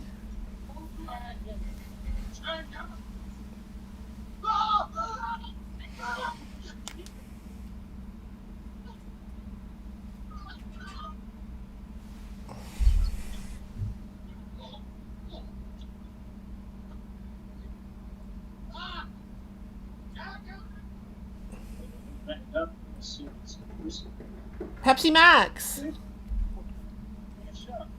Pepsi Zero.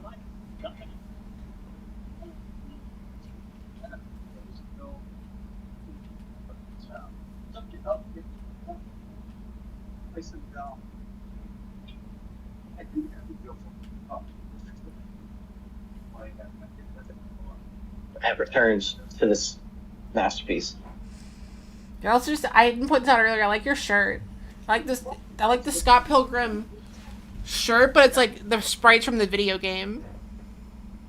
Yeah, I worked at GameStop for a hot second before it shut down, which was very predictable. You were working at a GameStop when that game came out? Is that shirt from that era? No, I think I was just I think it maybe like the TV show had been announced or something, but it wasn't. So this was like the a couple years. game. This was a couple years ago then. Yeah. And yeah, it was on clearance because we were shutting down because we're a GameStop and we're a part of a dying industry. And we liquidated everything, and so this was like $2. Nice.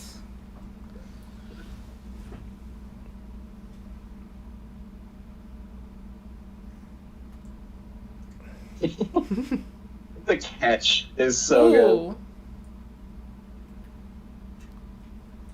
Anyone else miss Pepsi Blue? I never tried Pepsi Blue. Or Crystal Pepsi. They were before my time.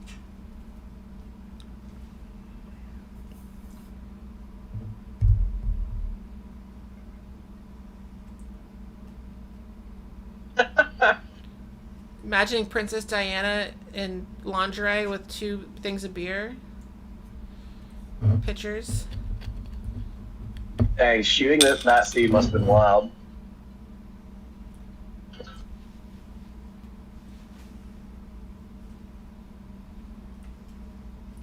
Oh, Grandma!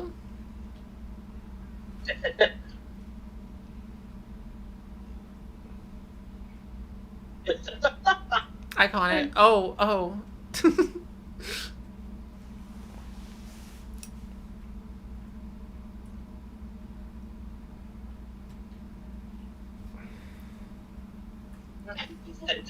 Pass me your card. Some of the hard cuts in this movie are really greatly timed.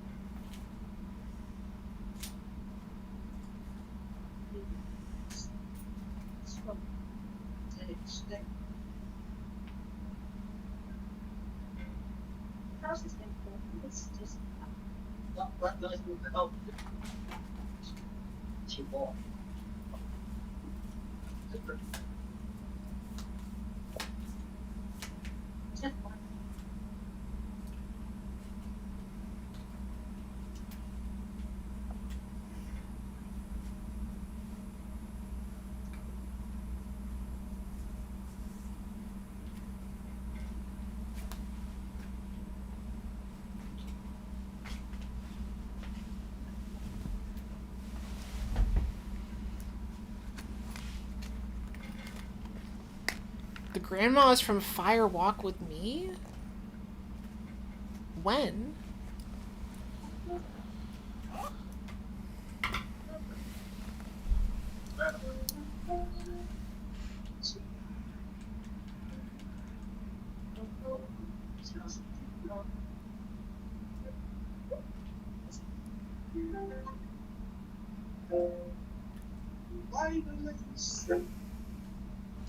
Hey, R.I.P. Carl Weathers.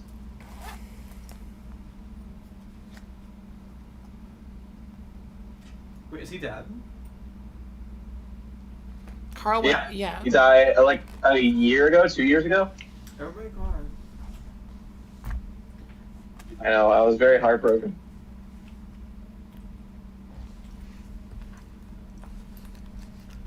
He was in Arrested Development, right? Yeah, he played himself. So, yeah. Where he got famous.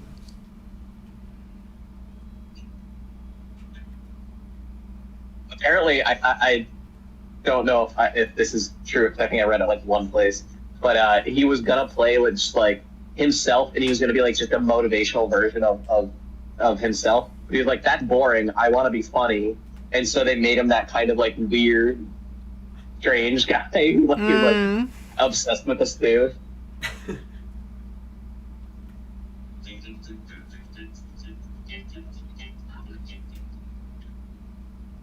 fucking people in the job! And I'm not going to care!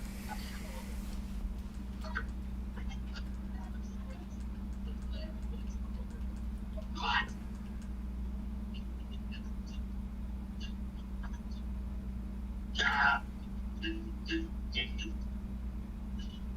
I think underrated antagonists in movies are the human antagonists in comedy movies.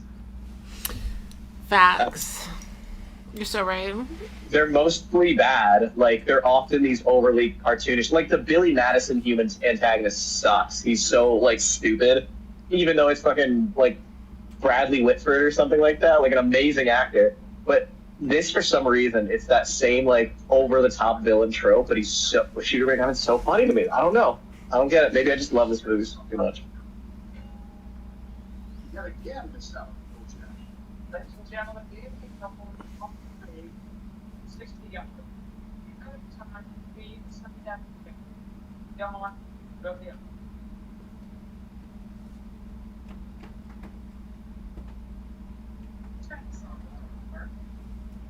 Tonks.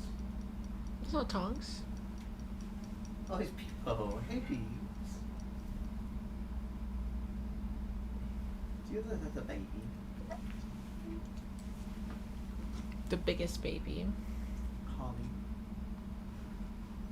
Let's go her fatter house. Guys, what the bit? It's your level.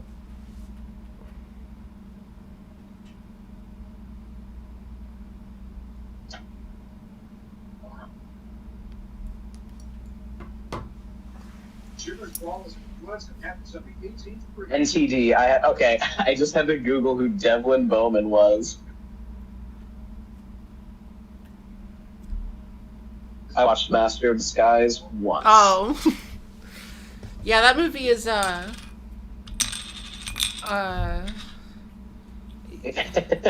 once you get to the part of Master of Disguise where he's, in brown face, it's like, oh no.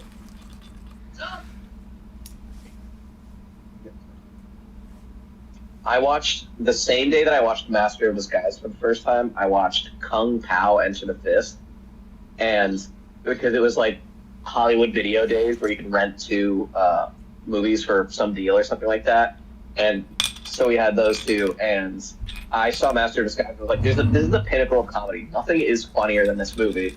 And then the people who had rented Kung Pao were like, no, watch this movie. This is actual comedy. And my life was different after that. Yeah, you learned a valuable lesson. Yeah. Kung Pao Under the Fist. I watched it like a few years ago, and it's still great. It's so good. What is this? It's kind of insane that, like, I mean, maybe that movie just wasn't successful and it's just a cult movie, but, like, it's kind of insane that movie didn't, like, take off and, like, they had 1,000 shitty versions of Enter the Fist that, like, they did the exact same concept but just, like, made it worse, because that was, like, that era where that happened. One movie was successful, so we did it 1,000 times and worse. None of them can match the Taco Bell bit. Look at that. Or, let me know if you see a Radio Shack. What's happening? Oh, everything's invisible but your head.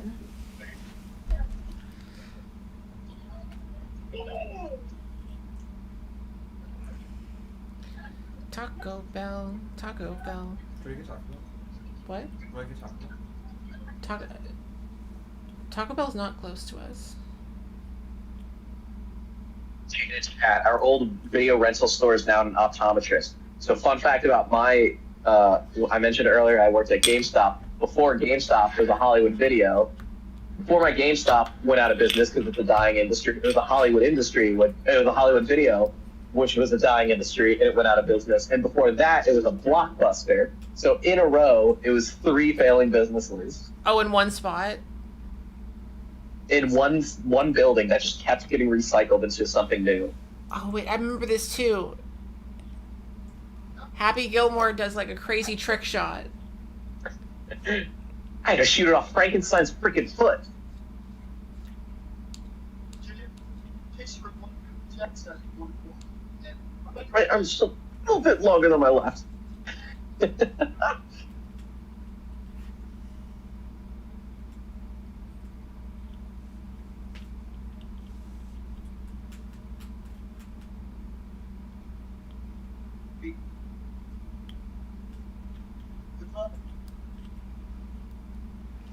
He's using like a, what do you call it, in like a slow down time, bullet time.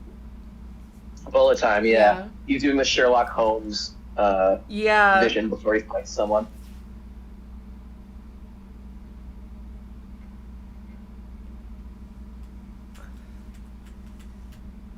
I don't know. This whole sequence reminds me more of Final Destination than anything. I remember why I liked it. I thought Rube Goldberg machines were so cool when I was a kid. They are so cool. That OK Go video, that's the Rube Goldberg machine. Perfect. Awesome video. Happy Gilmore. Where's the doctor?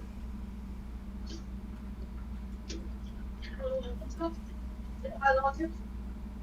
I love I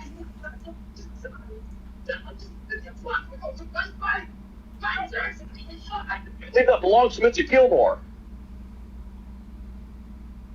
Go on.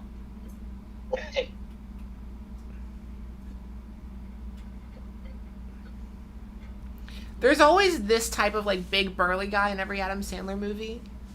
In Grown Ups 2, it was Shaquille O'Neal. Oh boy. And it was also Shaq in Hubie Halloween. I heard Hubie Halloween's good, surprisingly good. Hubie Halloween is it's a very like classic kind of Adam Sandler comedy. Is that the one where Yeah, it seems like, but like not in a Jack and Jill way or a Zohan way, like a half decent Adam Sandler. Or like a comedy Happy way. Gilmore type of way. Yeah. He just plays a probably intellectually disabled guy who really likes Halloween.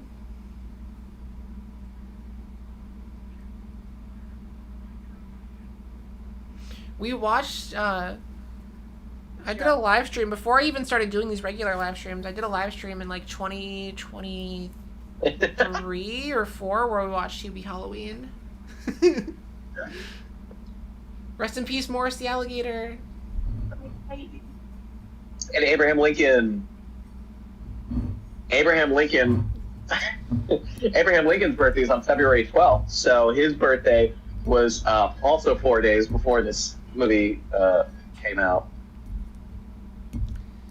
All right, let's watch the whole sequel. I'm sure now. that. Pull that up. What's it on, Let's watch Netflix? any other movie. It is on. Yeah, Chris. Jesus, the movie's less than an hour and a half. Are you kidding me? Chris, I did that stream like before I started doing these consistent movie night streams. That was like a test stream, really.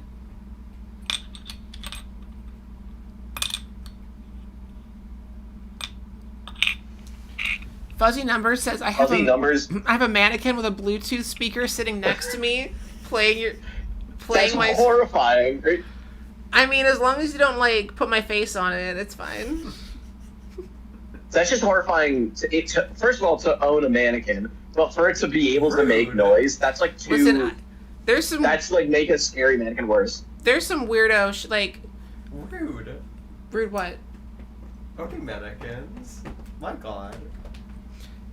I own 3. I don't know if I brought it up on my stream before, but there's like an arm fetish account on TikTok that has posted pictures of me twice, like AI edited photos of me with, like it was pictures of me where I was wearing a sweater and they used AI to edit out the sleeves. It's disturbing. I don't want to like tell you the name of this account or anything because I would rather. Yeah. They tagged me, so clearly they're trying to get my attention. So I want them to be ignored. But yeah, there's an arm fetish account out there doing AI generated images of people's of women's arms on TikTok, and I don't know what to think. I mean, it's disgusting, but it's also like arms. Like, if somebody had me on an arms account, it would be a compliment at first, and then I would be like, that's AI, and that's worse. yeah, no, it's worse because than AI. insulting my And then the arms. description is like, just showcasing some women in their luscious, velvet, silky, scrumptious, succulent arms. Like, they're gonna eat my arm. Like,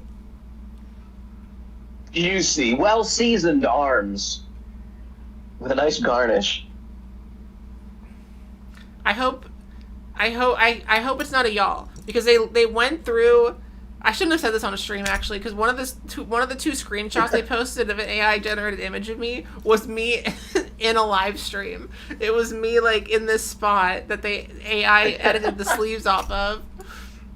So, but also, like, I don't understand, because there's just pictures of me in a tank top that are just out there. There's whole videos where I'm wearing a tank top, so I don't understand why they felt the need to, like. That's so specific. Yeah, it's like there. Yeah. Yeah. Anyway, y'all leave your Happy Gilmore letterbox reviews, and I'm gonna read them out loud. Oh yeah. Fuzzy said, before we started, I played a half hour of frisbee golf to get in the mood. I have no idea how to play normal golf. Yo, disc golf I played. It's awesome. It was so much more fun than I expected.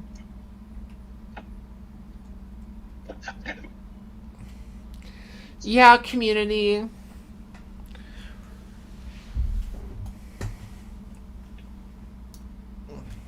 So what is the plot of Happy Gilmore 2? Is it like 30 years later, Happy comes back for revenge? Like, what is the plot of the sequel? Or is it like he's been a pro golfer for years? Gilmore returns to the sport of golf since his retirement after winning his first tour championship to finance his daughter's ballet classes. Oh my god, wait, listen to this. Y'all, you gotta listen to this description. After winning his first championship in 1996, Happy Gilmore has a successful golf career, winning 5 more championships. He has 5 children with his wife, Virginia. But then he accidentally kills Virginia in 2014 when one of his drives hits her in the head. Happy feels devastated and quits golf out of guilt. He soon becomes an alcoholic and loses everything after a repossession worker sues him for instigating a brawl when mistaking the worker for a car thief. 11 years later, Happy is washed up and works at a supermarket.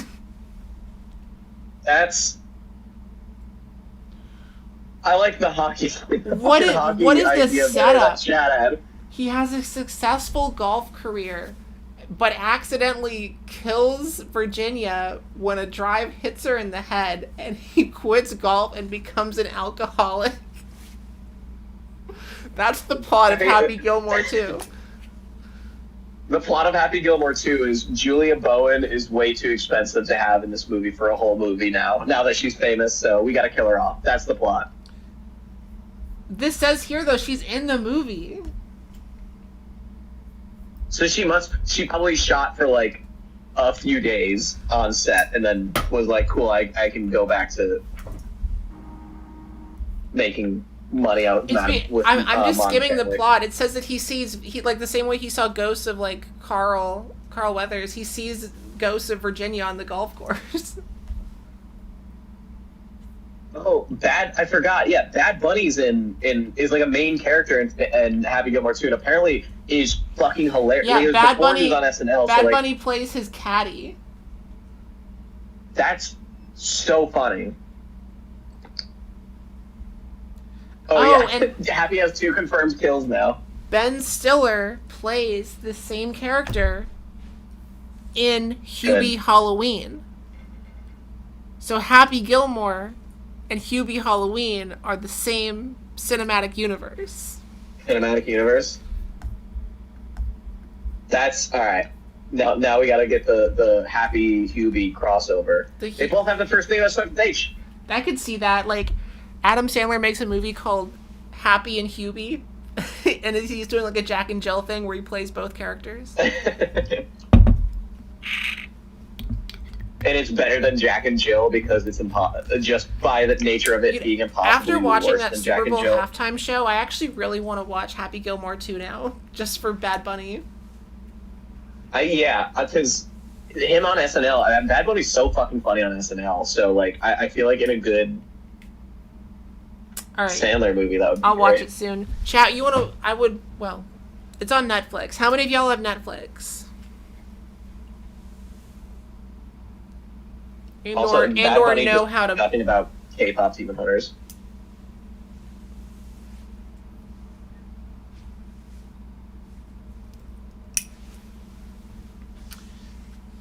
All right, I'm gonna read y'all's Letterboxd reviews.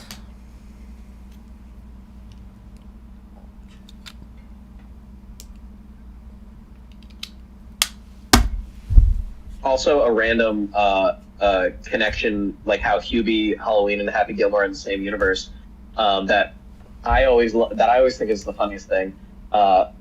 Michael Bay's Transformers, the 2007 movie, features a bully named, I think, Trent. And then the next year, Michael Bay produced a Friday the 13th remake, which I fucking love. It's like a year or two later.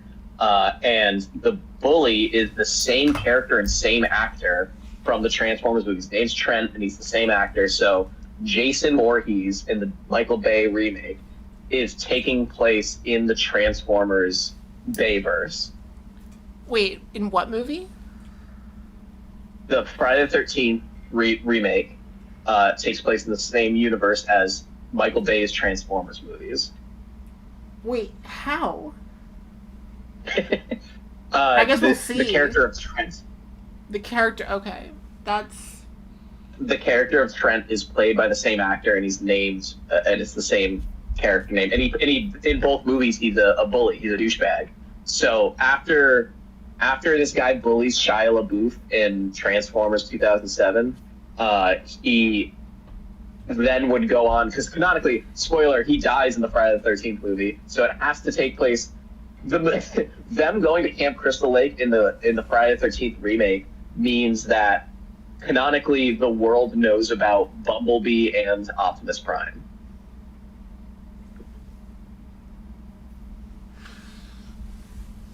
That's awesome. Oh wait, also, I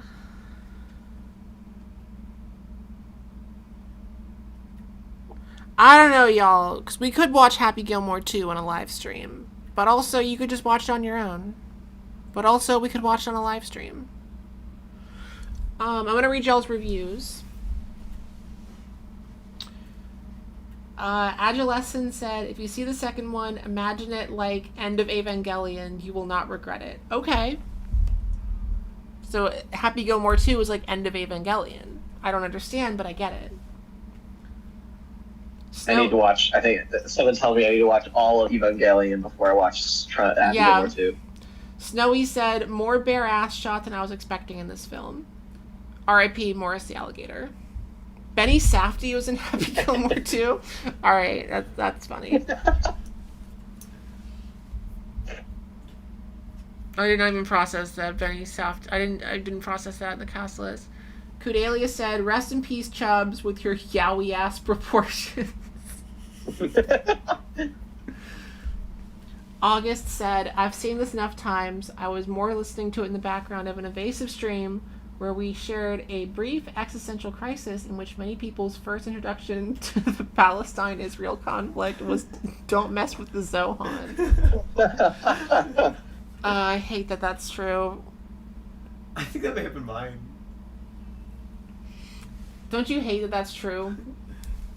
Don't you just hate that? I feel like I just knew the phrase that is, I think, I didn't know anything about it at the age, but I think I just knew the phrase Israel-Palestine conflict, and I didn't know what that meant in any way. I know that I saw the clip on YouTube recently of Rob Schneider playing a Palestinian man in that movie, and it's Great. It's It's okay though because he's a corporation. Sure. Macaroons for Rose said, this movie was good. So good, in fact, that I like to think Happy Gilmore and Billy Madison got married in 99. Happy took Billy's last name of Madison, and then they had their first child, which I believe is named The Longest Yard, on May 27, 2005. And then they had 31 more children, all from the ages of 20 to a year old, with a new movie on the way. Such a beautiful love story. Because of that, do we say Happy Madison, formerly Gilmore? Ursa Monroe said, surprised I had some feelings about a death on Happy Gilmore. Happy Gilmore has luscious, well-seasoned arms. All right.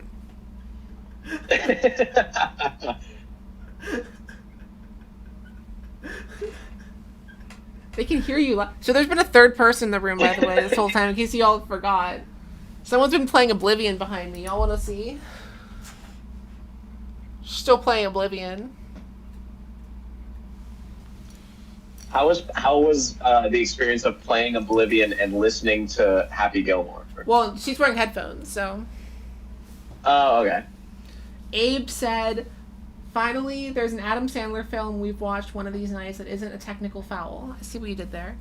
Just a feel-good comedy about a golfer that tries to win a tournament so he can save his grandma's house. True. It's as solid as it comes. Any, like poorly aged jokes. I don't think. In really a way, I don't want to say I prefer, but the more outlandish, like Adam Sandler comedies are actually funnier to watch in a live stream because everyone's just looking at each other like, did that really happen? Like, whereas this one is just it's so safe. Good. Yeah, it's so safe and solid. It's like Cheese Rapper said, I half watched this while trying to hem a pair of pants, and these are my takeaways. Pay your taxes. Don't follow your dreams. Home ownership trumps all. I also like the reference to the Carpenters. The Carpenters. Rainadora said, guy gets hit in the head with a hockey puck, dies. 2 people get hit in the head with a golf ball or something. I forgot. Don't die. Moral of the story, we live in a society. Also, Subway's lame as shit. Happy Gilmore should have got a sponsorship with Jimmy John's. And then he throws a Jimmy Cubano at my face. Anyways, I miss Richard Keel. And also, Morris the Alligator. I miss them both. Wait, when did Jimmy John's... Was Jimmy John's even around back then? Jimmy John's. I don't know if I've ever been to a Jimmy John's. Jimmy John's was founded in 1983. So, yes, they have been around. Jimmy John, Jersey Mike, Subway. Fist fight. Who wins? Empty football field, all just fisticuffs. I think Subway's scrappy. I think Jimmy John's too. Jersey Mike's. Jersey Mike's might win because of the New Jersey connection. Jimmy John's. If you're named Jimmy John, you've never won a fight in your life. Yeah, Jimmy John's just a terrible name. Fuel just said it's a movie. You're not wrong. Astra Lasher said, watched for Evasive's movie night live stream. Not a horrible movie. I just have a visceral hate of Adam Sandler that I can't put aside. Frowny face. I just don't like his brand of humor. Okay. Someone in the chat suggested Superstar, the Karen Carpenter story, since that would make a good movie night. I haven't seen that movie, but I know Karen Carpenter's story is not happy in any way. Incredible musician who just had a bad life that ended poorly. Wait, Astra Lasher, just look at your account. The last 2 movies you watched were Step Up 2 and 3. Not even Step Up 1.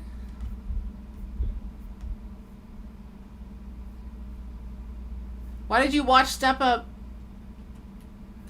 Revolution? Oh, that's not even.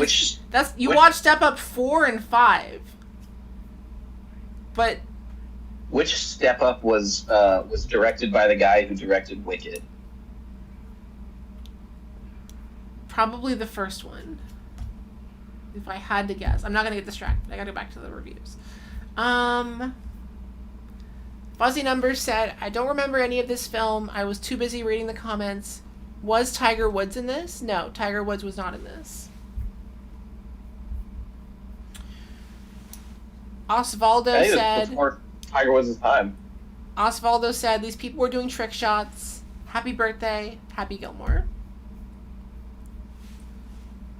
Snatch Fan said, Happy Gilmore is a dark, brooding film about a violent maniac, Happy Gilmore, who seeks to deprive our unlikely hero, the caked-up Playboy golf pro Shooter McGavin, from his rightful jacket and custody over his new family home.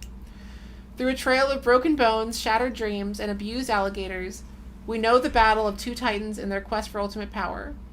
Brought to you by Subway. Drive, don't walk, to see Happy Gilmore. Thank you, Snatch Fan. Drive, don't walk. Good pun. That's a good pun. You did a good job. Ectherius said, the golf course is an endless green purgatory where hockey player turned pro golfer Happy Gilmore must atone for the murder of his father.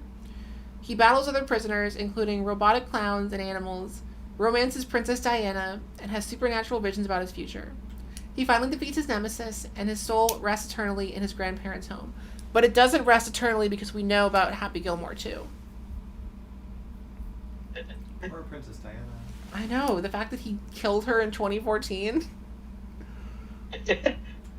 Like, canonically, we know what happens to their relationship. She gets like 10 more good years of life. Yeah, then he... No, like 18. Yeah, like 18. And Oh, then, well, that's not that bad. and then he accidentally kills her with a golf ball and becomes an alcoholic. Toddler Boy said, God, this movie is still funny as hell. You eat pieces of shit for breakfast. My favorite part. You eat pieces of shit. You eat pieces of shit for breakfast? And No. The Great Gatsby, 1997, said, the absolute peak of Sandler's dumb comedy movies. Just second to Billy Madison, in my opinion. The Bob Barker cameo, Carl Weathers, and Chris McDonald's fat dumpy were the highlights of this movie. Eat at your local sandwich supplier in order to protest Subway's evil empire. So we did it. We watched an Adam Sandler classic. This was nice and chill. Nice chill movie night for once. Yeah. I had a crazy weekend, so I think ending it on a movie that I did not need to think too much about was exactly what I needed. I will probably watch the sequel on my own time. NTD wanted me to talk about Gabriel real quick. Okay, so if you didn't see the new Hot Chick video, there was someone who was a little out there. He is a comedian. People are asking, is he okay? He is fine. Look at his Instagram account. This is what he does. His stage persona is pure chaos. I don't know him that well, but I know his stage persona. It's like he's like running around on stage in like a leotard, screaming and like dumping raw meat on himself. Like he's so chaotic. Some people in the comments seem to think he was really funny. Some people, I've never seen a video where people in the comments were like so concerned and so like, yeah, like I will say, so we recorded that all the way back in October. It took that long.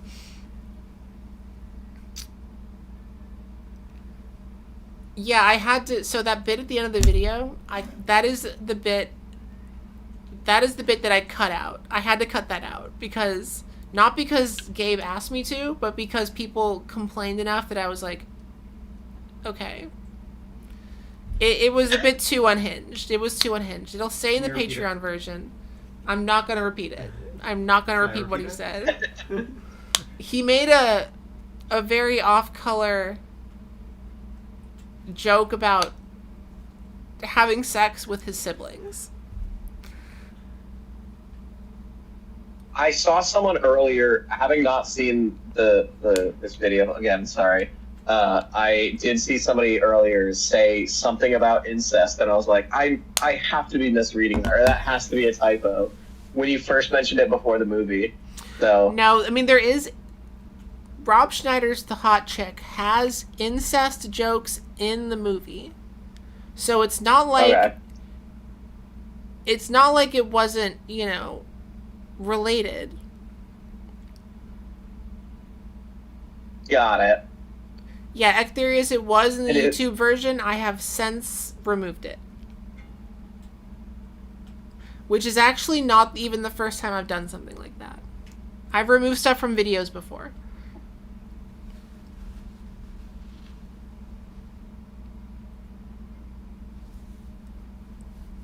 Yeah, Chaos Goblin. That is literally his personality, is Chaos Goblin. And if you know as many transgender people as I do, you would be shocked. If you knew as many transgender people as I do, you would not be shocked by his behavior, because there is a lot of transgender guys that are Chaos Goblins. That is who they are. I have known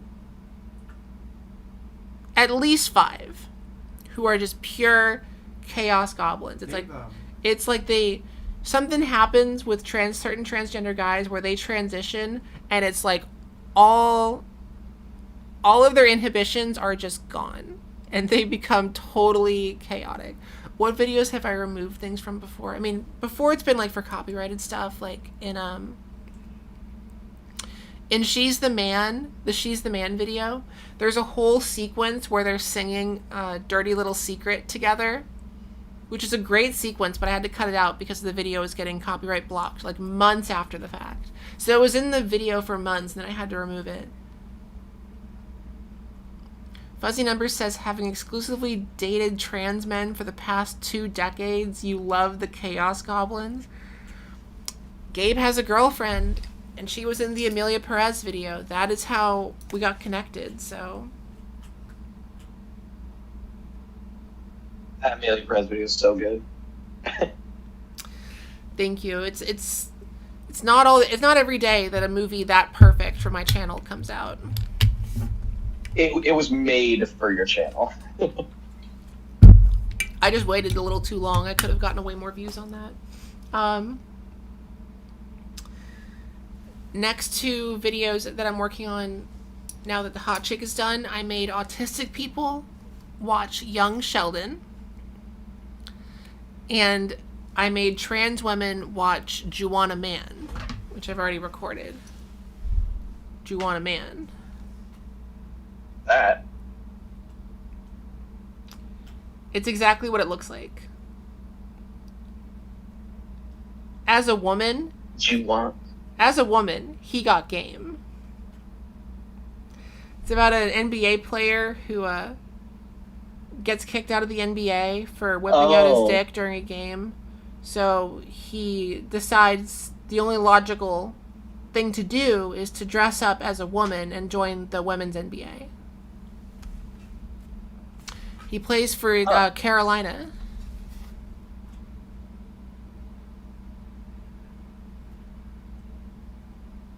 Oh no, I love the main actor, Miguel Nunez Jr. I'm a big horror buff, and he shows up in a lot of horror movies. He's a great character actor. Pseudonymous. So. You got the impression that could not be further from the truth. I don't know why you got that idea. I'm not going to be attacked in my own stream. It's a safe space here, so what do you think? You think I can get away with making these videos if I... Y'all gotta think. Real trivia for the channel. So the Daily Wire transphobic movie? No. This movie, you'd be shocked. You're gonna be so shocked. This movie it's too stupid to make fun of trans people. It's like it didn't even know what trans people were. It's from 2002. There is one trans joke in particular in this movie, but the joke is so funny that I let it slide.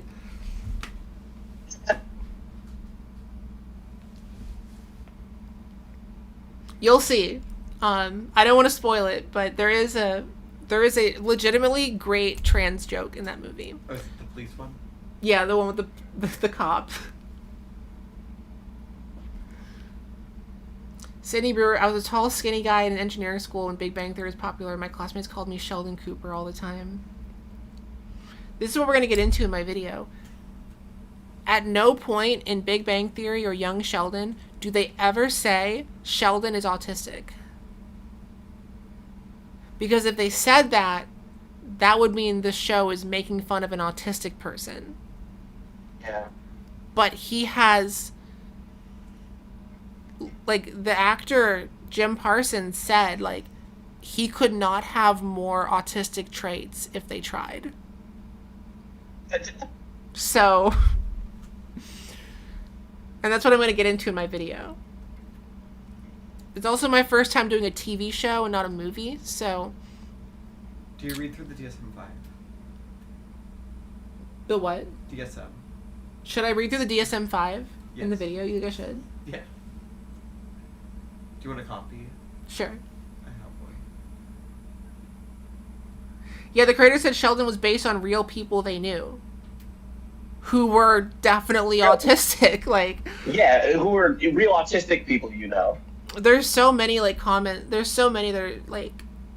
Going back to when the show started, people being like, so Sheldon has... They said Asperger's at the time. So Sheldon has Asperger's, right? Like, he's so, like... And young Sheldon just hammers it home even more. The first line of young Sheldon is literally, I've always loved trains. That is the first line in episode 1. He's like, I feel like the people who were behind young Sheldon were like, let's still not say it. Like Big Bang Theory, I think they accidentally made a caricature of an autistic person. And I think for young Sheldon, they were probably just like, let's still not say it, but like, he's autistic this time, right? This time around in this version. Yeah, I don't want to spoil it, but in a few episodes in, they take him to a psychiatrist. But while the psychiatrist is, like, talking to the parents, Sheldon sneaks out to go to the comic book store. So he never talked to the psychiatrist. Because I'm, like, in the script I wrote, like, clearly the psychiatrist never shows up again because any psychiatrist who spends more than 5 minutes with this boy would instantly diagnose him.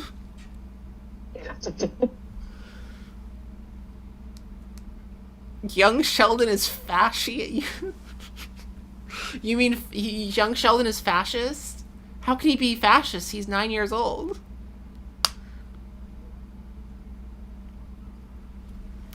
Making autistic people watch Rain Man would not be entertaining. It's too serious and too accurate. But that's... You should do, I show autistic people, the Predator movie, the Shane Black Predator movie, which is terrible and features an autistic kid that the Predator alien is after because he has autism, and that might make him the next step in evolution or something. It's a bad movie. Pseudonymous, I've heard that young Sheldon is surprised. You will be surprised. It's not a sitcom. It's not like there's no laugh track. It's not on a studio set. They filmed it like a movie. It was directed by Jon Favreau, so they filmed it like a movie. Oh, there's no laugh track. It was such a strange... Yeah, because it was filmed, like, in real houses. Like, they didn't use a studio for young Sheldon. They filmed it like Malcolm in the Middle. And then they made a spin-off of Young Sheldon that follows his brother, and it is a laugh track sitcom. And then they have another spin-off that's coming soon. The Sheldon Cinematic Universe. Wait, what's the second? There's a Sheldon Cinematic Universe. Georgie and Mandy's First Marriage. Well, I knew about that one. What's the second spin-off? It's the comic book store owner. I actually like that this is a funny concept for a spin-off of any show. The comic book store owner, he like gets sent through time or something. It's like a time travel comedy where it's also no longer a laugh track sitcom. It's a regular just show, and it's like I could be messing that up, and it's like some like he starts dating like a time lord or something. It's I gotta look it up again For you. Wait, I'm pulling up clips from this show. You're right. It is a laugh track. That's bizarre. I think that did it. Bringing you. Stuart fails to save the universe. Okay, so in the Sheldon universe, when you're a kid, there's no laugh track. But as soon as you become an adult, there's a laugh track. And that's Pretty much. I guess that's the truth. It seems like it'd be the other way around. His childhood was very depressing. His childhood was traumatic, yeah. Yeah, Jon Stuart Favreau. fails to... Jon Favreau directed episode 1. Wait, are you laughing Stuart emoji? fails to Jon save the Favreau? Am I universe. saying Jon Favreau wrong? That's crazy that... No, it's Jon Favreau. Yeah, he directed Isn't episode he 1. Disney? He directed episode 1 of Young Sheldon. I mean, they probably just gave him $1 billion. Yeah, I feel like just like his schedule alone, he's just too busy to do that. He directed only episode 1.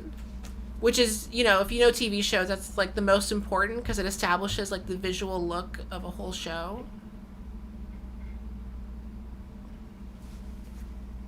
In Stuart fails to save the universe, the series follows comic book store owner Stuart Bloom, who is tasked with restoring reality after he breaks a device built by Sheldon and Leonard, inadvertently causing a multiverse-level crisis. What? There's extensive CGI involved. Dude, so we're entering the Sheldon multiverse. He's gonna time travel to the young Sheldon era.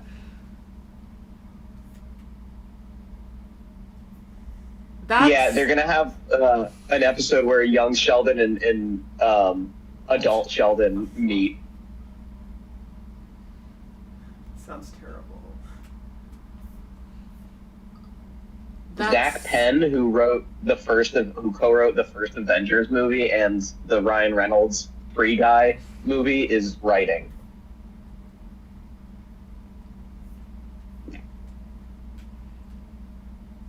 Chuck Lorre said, I wanted to do something radical. Something the characters on Big Bang Theory would have hated and argued about. That's awesome. I actually do think the concept of it being so insane is kind of awesome. I mean, he's kind of in that position of his career where he can just do whatever he wants. Like, he's been there for a while. Yeah, he's in the Adam Sandler's gonna start making bad movies era of his career. the Bazingaverse. The Bazingaverse? That's so good. That should be what it's called. The Bazingaverse. And I will be stealing that. Thank you. All right. Well, this has been fun. It is past 11, so I got to wrap the stream up. Join me next weekend. I think I'm having Elemental P over, and I think Elemental P picked How to Lose a Guy in 10 Days. Oh. Which I've seen once. I've seen that one time. That's a movie about bad people. That's a movie where Matthew McConaughey is at his most Matthew McConaugheyist. Yeah, that was like the beginning of the end of him being in rom-coms. Yeah. All right. Thank you all for joining for my stream. Thank you to those who donated. We raised $85 tonight. Thank you, Max. I will have you back again, especially now that I know how to do these long distance. You're very chill with this. Hell yeah. Yeah, I mean, I'm in the city a lot, so I could also probably do one I literally was like, I told you, but I missed being able to do this in person by a day, so. Yeah, no, when you're in the city again, let me know. Because I do the movie night streams once a week, and I game stream once a week, so. Wait, Nico? Look. Oh my gosh. But yeah, no. Chat. I don't know if you can what? see that, but we just ran into Maik the Liar in Oblivion. Chat, if you guys know what they're talking about, support them. Some people want special bows that take too long to load and needs you too. Mike. Some people. Bye. Should I attack him? No. We'll message you. Suit yourself. Anyway. Do it. Attack. Okay. No, he's running really fast. Anyway, yeah, I could also I can make drinking rules for any movie that I've ever seen before, so that will I'll always be down for that sort of thing. Don't move so fast. If the chat is into it and is responsible. The chat says, Mike never lies, hide helmet, no cap. Don't hurt the kitty, he's just being silly. Thank you, Great Gatsby. If Punch Drunk Love goes free, I would watch. I've only ever seen it once. Alright, I've never seen it. I'm closing the stream. Good night, y'all. Alright, bye guys.